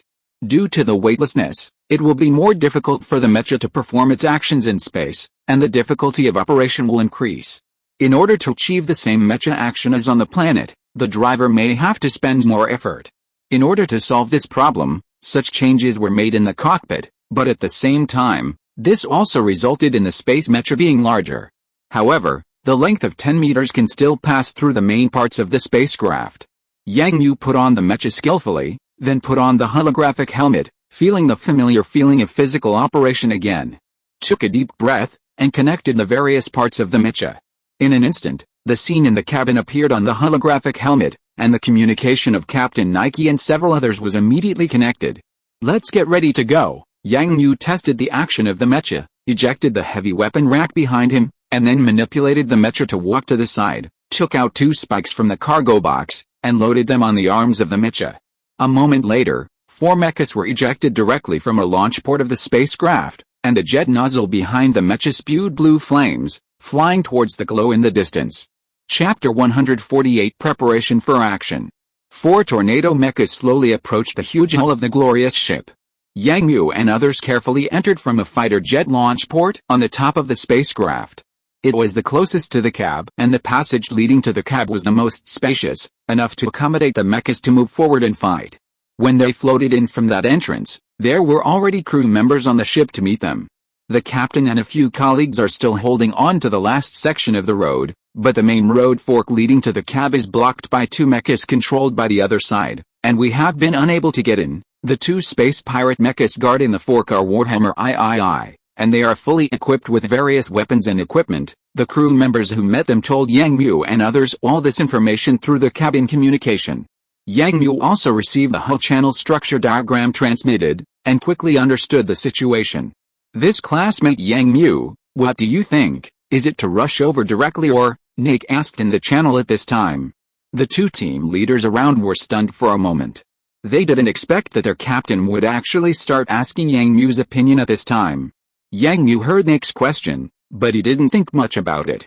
He nodded immediately and said in the channel, "Well, except for this road, the rest are not easy to go, and this is also the fastest way to get there." Hearing Yang Mu's answer, Captain Nick looked at the drawings again with a serious expression, and then said to Yang Mu, "In this case, I will take the lead, but the space is small, and it is estimated that the attack will be very difficult." In fact, in Nick's heart, he hoped that Yang Mu could come up with another plan. Nick had already seen this route. There was a T-shaped fork leading to the cab, and the 2 mechas were guarding that fork. Although there were several forks in the middle of the nearly 200-meter-long passage, there was a section of more than 70 meters when he finally reached the position of the 2 space pirate mechas. There were no forks in that section of the road, so he could only rush to the end. However, the passage was very narrow and could only accommodate 1 mecha to pass through, and at the same time it would block the side of the mechas behind, making it impossible to provide fire cover. This method is a bit risky, and it seems that the crew of the Glorious has also tried hard, but to no avail. That place seems to be a place that is easy to defend but difficult to attack. But now Yang Mu can't offer any constructive suggestions, and Nike also has no idea, so he can only take the risk and adopt this method. Nike thinks that his mecha driving skills are top-notch among these people, so he is ready to be the first one. Thinking of this, Nike began to control the mecha to float towards the opening leading to that direction, but when passing by Yang Mu, he was pulled by Yang Mu's mecha arm. "Captain, let me take the lead," Yang Mu said this calmly, and Nike and the people in the other two mechas were stunned for a moment. "No, classmate Yang Mu, you are still too young. My mecha driving skills are good. I will do this kind of thing first." Yang Mu smiled softly and said, "It doesn't matter. It's not about who has better mecha driving skills, but who has more experience." Such inexplicable and mature words came out of Yang Mu's mouth. But it made Nick stunned again. He was about to explain. At this time, the first mate who was temporarily in charge of all matters of the Hongguang sent a message. "The position outside the Hongguang cockpit has been breached. Now everyone has retreated to the cockpit and urgently need reinforcements. The combat team's mecha will take 10 minutes to return, and it will take 3 minutes to reload energy and ammunition." As soon as the news came out, Yang Mu pulled Nake over and drove the mecha forward. He was the first to stand at the entrance and said to Nake and others, "There's no time left. You just need to stay behind. I'll break through the 70 meters." Confident words came from the channel. Yang Mu drove the tornado mecha into the passage. Nike frowned behind him and called the other two crew captains to drive the mecha into the passage together. The sound of metal knocking rang out in the dimly lit passage. Holes burned by laser guns could be seen on the surrounding ship walls. When there were more than 100 meters away from the pirate interception point, there were signs of destruction everywhere. The steel plates of the hull fell off, the lights flickered dimly, and sparks still came out at some important nodes. Yang Mu was now manipulating the mecha to move in the passage in a standing position. In the weightless cabin, it was too risky to move forward facing the floor. Yang Mu carefully manipulated the mecha and used the electromagnetic suction device on the mecha's feet to move lightly in the passage. "Yang Mu, the last section of the passage is ahead. Let me do it." When they reached the last bend and knew that they would face the straight passage, Nake spoke again and tried to persuade Yang Mu. No matter how the boy insisted, Nake was determined to persuade him. The boy in front of him had a special meaning at this moment. The young master obviously valued him. He took such a risk to participate in this operation. Although Nake did not question the other party's mecha combat level, he put this boy in the most dangerous place. The young master would definitely not let him down after knowing it.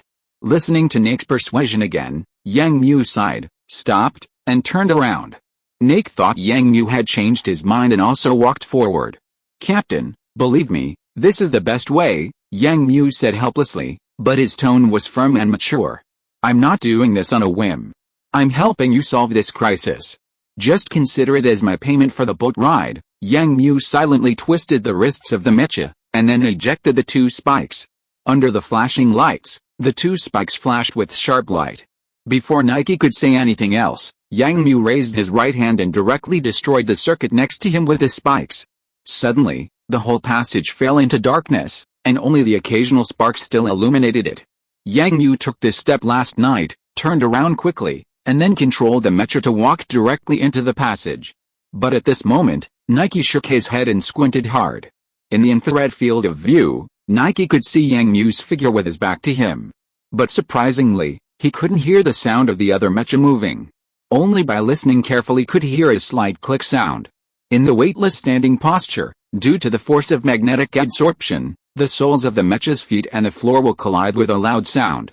If you want to reduce the sound, you need to operate the leg engine so accurately to achieve such a level. Nike was extremely shocked and couldn't believe that such a strange thing happened to the boy in front of him. "Bat, why are the lights in this passage off? I'm not sure, how would I know this? Damn, this broken mecha doesn't have an infrared vision device." At a fork in the narrow passage, a scarred man dragged the destroyed mecha to the intersection and put it down, but suddenly found that the lights in the entire passage were off.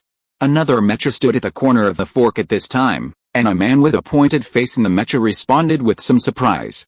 Scarface put down the mecha in his hand and operated it in the same way. He was surprised to find that this mecha also had no infrared vision device. Let's be careful. We can't get into trouble.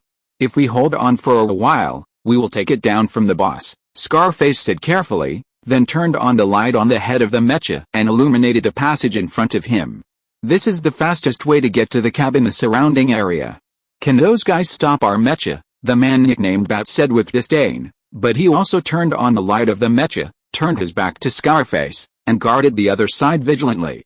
A moment later, when Bat yawned loudly, Scarface suddenly raised the kinetic rifle in his hand. What's wrong? Bat saw Scarface's action and immediately asked. I don't know, listen carefully, is there any sound here? Chapter 149 Rapid Breakthrough. What's that sound? Bat turned around while manipulating the mech. The light on the mech's head shone into the passage on Scarface's side, but when the light shone far away, it dispersed and he could not see what was happening in the distance. What a weird. Bat looked around and did not find anything. Just as he was about to turn around again, Scarface said anxiously again. No, listen carefully, there's really a sound. As he said this, Scarface turned on the radar system on the mech, but he could not see anything either. Bat turned his head to look at Scarface's mech, let out a breath, grinned, and looked over again. At this time, sparks suddenly burst out from a place in the passage. Under the light of the fire, Bat suddenly saw a figure. A tall figure suddenly appeared in the passage not far away. Scarface, there's someone. Fire, Bat reacted immediately, and almost like a conditioned reflex, he shouted at Scarface, and at the same time raised the electromagnetic rifle in his hand and pulled the trigger. Those crew members are organizing an attack again. Scarface also saw the mecha in the passage at that moment, and the laser gun in his hand opened fire at the same time. Several laser beams and tracer bullets were fired into the passage, and gunshots rang out in the passage. Bat stopped until the magazine was empty. What's the situation? That guy should have been eliminated, right? Bat swallowed and asked. In such a dark environment, Bat couldn't see the situation in front of him clearly, which made Bat's heart beat fast. Scarface carefully checked again and confirmed that he couldn't hear any sound. He breathed a sigh of relief and said, it should be, there's nothing. Before he finished speaking, a blue light suddenly appeared at the other end of the passage, and then gunshots were heard. Before Bat and Scarface could react, they heard the sound of collision, and then the next moment, the holographic helmets of both of them went dark. What's going on? That guy is still alive, he knocked out our searchlight. Open fire, Scarface and Bat shouted at the same time, and then picked up their guns and fired fiercely again. Bat even started to open the missile weapon slot on the shoulder of the mecha. But the next moment, in the light of the muzzle, Scarface and Bat suddenly saw a flashing cold thorn. Yang Mu looked at the thermal imaging in the holographic helmet intently. The shape of the opponent's mecha had completely appeared, and Yang Mu was ready to take the next step. When Yang Mu stepped into this unsheltered corridor, Yang Mu carefully adjusted the electromagnetic force under the mecha's feet and the operating speed of the engine behind the mecha. The passage in front of him was a blocking corridor that most spacecraft would build, with the purpose of preventing the enemy from seizing the cockpit, but this one was still short. On ordinary warships, this kind of corridor would be more than 100 meters. As for passing through this kind of corridor, Yang Mu was already very experienced, because he had experienced this kind of battle and exercise more than once. The way to pass through this kind of corridor was to be fast and kill with one shot. But the premise is to create a situation where you can kill with one strike. The previous circuit destruction was Yang Mu's method. When he learned that the opponent's mecha was a Warhammer model mecha, Yang Mu thought of this method. The Warhammer mecha is actually an engineer mecha. This mecha has a large equipment frame and can carry many tools and more weapons. However, because it is mainly used by engineering troops and is usually not directly used for combat missions against the enemy, it is not equipped with night vision devices and infrared instruments. This also makes this mecha easy to become blind in a dark environment. In order to make them completely invisible, their only lighting equipment must be knocked out. Yang Mu did not attack directly after the lights went out, but was waiting for this opportunity. When he slowly approached about 20 meters, Yang Mu saw the lights not far away. Just when Yang Mu was about to take action, sparks suddenly burst out from the circuit next to him, and the opponent also discovered Kuang Feng's figure at this time. Yang Mu secretly said that it was not good, but he still quickly made an evasive action, immediately interrupting the electromagnetic suction under the mecha's feet. The mecha kicked the floor, and the entire mecha rose directly to the ceiling at the top. After a burst of bullets and laser attacks, Yang Mu did not suffer any substantial damage, and at this time Yang Mu had already locked onto the opponent's lights. The moment their gunfire stopped, Yang Mu quickly took action. The magnetic force under the mecha's feet was restored, and he stood up again. At the same time, he pulled out the rifle on the weapon rack and quickly aimed at the two bright spots in the distance. A volley of electromagnetic bullets was fired, and the two beams of light went out smoothly. Yang Mu seized this opportunity and quickly put the rifle back behind him. The engine behind the mecha was fully turned on, and the magnetic system was turned off at this time. The entire mecha rushed towards the opponent fiercely. The two thorn weapons in his hands were raised crosswise, and Yang Mu stared at the increasingly advanced thermal imaging mecha outline on the holographic helmet with wide eyes, and then swung the thorns in his hands violently. The sharp thorns flashed with cold light and drew an arc directly swinging the rifle in the opponent's hand away, and the right hand of the wind mecha was raised high at the same time, and the other thorn pierced directly into the opponent's cockpit. Yang Mu's movements were done in one go, but he did not stop. He fine-tuned the engine behind him, exerted force on his arms, and quickly pulled out the spikes in his right hand, then swung his body and attacked another Warhammer next to him. The other Warhammer mecha opened fire directly at this moment, and the fire flashed from the muzzle, but the bullet hit the ceiling of the corridor. Because Yang Mu's action arrived just before the other party opened fire, the mecha's left hand directly grabbed the front of the opponent's rifle, then lifted it up, and pushed the opponent to press it against the wall. The next moment, the cold light of the spikes on Yang Mu's right hand reappeared. All these actions were completed in just half a minute, and the two Warhammers lost their vitality. Bat's mouth made a cough sound, his face was full of horror, but the vitality in his eyes dissipated. Yang Mu pulled the spikes on Kuang Feng's right arm out of the cockpit of the second Warhammer mecha, then pushed the mecha aside, and greeted Nike in the channel. The two Warhammers floated silently on the side. Yang Mu didn't care about them anymore, because Yang Mu had confirmed that the two mechas had been killed by him. At the same time as receiving Yang Mu's message, the mechas of Nike and the other two rushed over, and when they saw the two mechas floating on the side, the three were shocked again. Yang Mu and the other three had only been away for 3 or 4 minutes, and the battle ended so quickly. In addition to hearing two bursts of gunfire, it was when he rushed over that he saw the two Warhammer mechas floating silently. Nike turned around and looked at Yang Mu on the side, his eyes full of shock. Yang Mu shook his arms, retracted the thorns, and then took out a rifle behind him. "Captain, next, we have to go together," Yang Mu said lightly in the channel, and then drove the mecha towards the passage leading to the cab at the fork. Nike closed his mouth, hummed, and forcibly suppressed the shock in his heart, driving the mecha to follow. "Boss, something's wrong." Outside the cab door, there was a mess. Two mechas were using their laser rifles to cut a heavy hatch of the cab. There was another mecha standing next to them watching the scene, and this voice suddenly sounded in its channel. "Leopard, what's wrong?" A hoarse voice came from the mecha leaning against the wall, flat and without any emotion. Inside the mecha, a thin face was indifferent, his eyes were full of gloom, and his gray hair made him look like an old man over 70 years old. And this person was the military strategist known as Skull Snake Kellen. The mecha standing aside, holding a rifle, looked at the corner next to it, and then said to the channel, "The voices of Bat and Scarface are gone. They disappeared suddenly just now. Maybe something happened." Kellen, who was staring at the progress of the hatch demolition, heard the news, glanced, and the corner of his eye actually jumped inexplicably. Chapter 150 Debate. The 5 people that Kellen brought on board were all old men that he brought from Blood Skull. They had worked under him for many years, so each of them was very trustworthy. It had been agreed before that they would report immediately if there was any situation.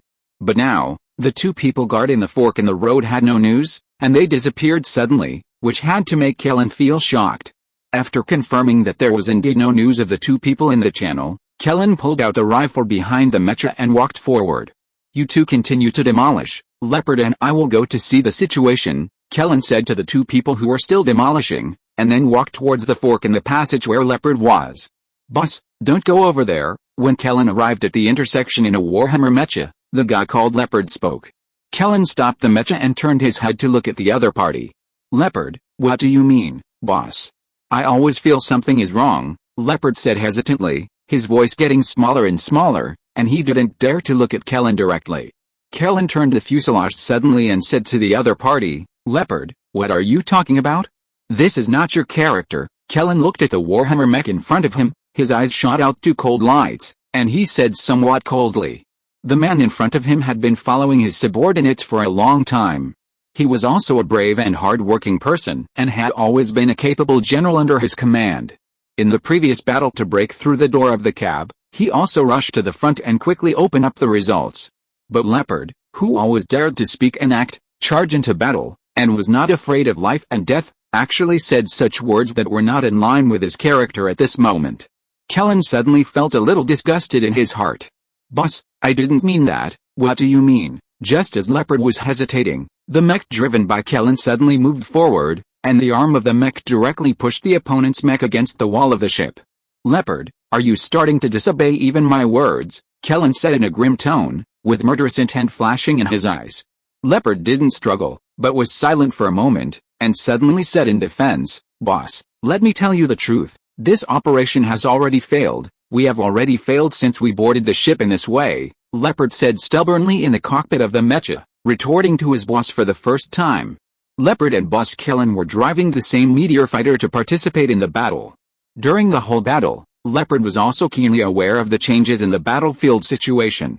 But Leopard believed in his boss, so he participated in this risky plan. But now, a total of 6 people entered the spacecraft, and the 6 stolen mechas had little ammunition. It seemed that the door of the cockpit could not be opened for a while, and the news of Bat and Scarface suddenly disappeared. Leopard's heart was a little shaken. Boss, let's retreat. The native pirates are probably gone, and our brothers, are not many left, Leopard said loudly in the channel, and the other 2 pirates also stopped their actions at this time and looked over. Kellen was furious. He was furious at the guy who had shaken his morale. He pointed his gun at the side of the opponent's chest armor. Bullshit. Leopard. I'll pretend I didn't hear you. Now follow your orders, boss. It doesn't matter if we die. If you die here, our blood skull will really be wiped out from now on. At this moment, Leopard spoke loudly again. His emotions were a little out of control.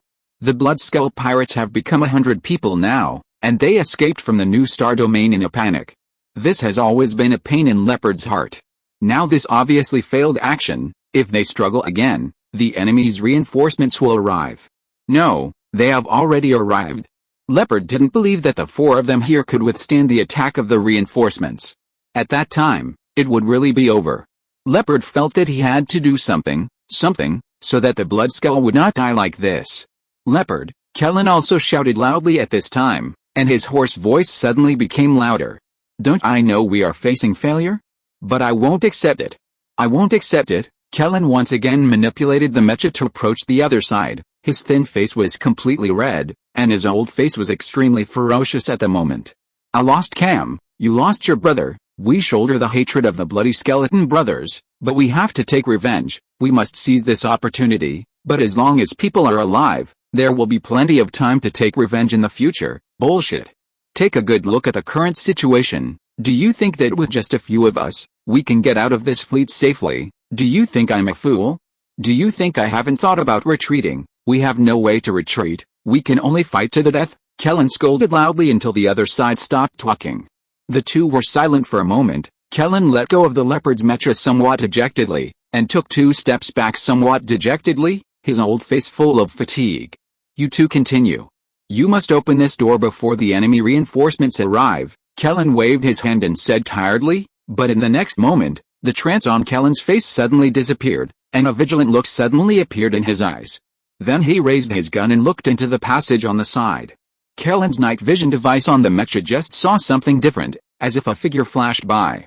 The messy passage in front of him was where Kellen and others had just broken through, but now Kellen found something different here.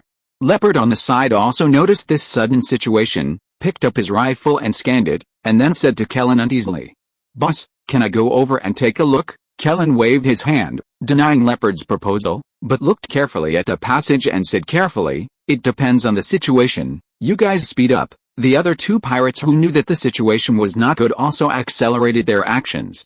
At this moment, Kellen suddenly saw several balls thrown out of the passage, and then the next moment, these balls opened one after another, and a lot of smoke came out of them. In just a moment, the narrow passage was filled. The smoke completely blocked Kellen's night vision device, and the gas emitted with heat also prevented the thermal imager from capturing the target. Kellen clenched the rifle in his hand, carefully covering the body of the mecha, and understood that the reinforcements of the fleet had begun to attack. Yang Mu had just seen the situation not far away, when it was only 30 meters away from the cab. The mechas of Yang Mu and other 4 people stopped in the dilapidated rooms on both sides of the passage. Yang Mu manipulated the mecha to quickly adjust the position, and at this time, Yang Mu also saw the models of the 2 mechas. One was a Warhammer, and the other was a First Striker Type 4.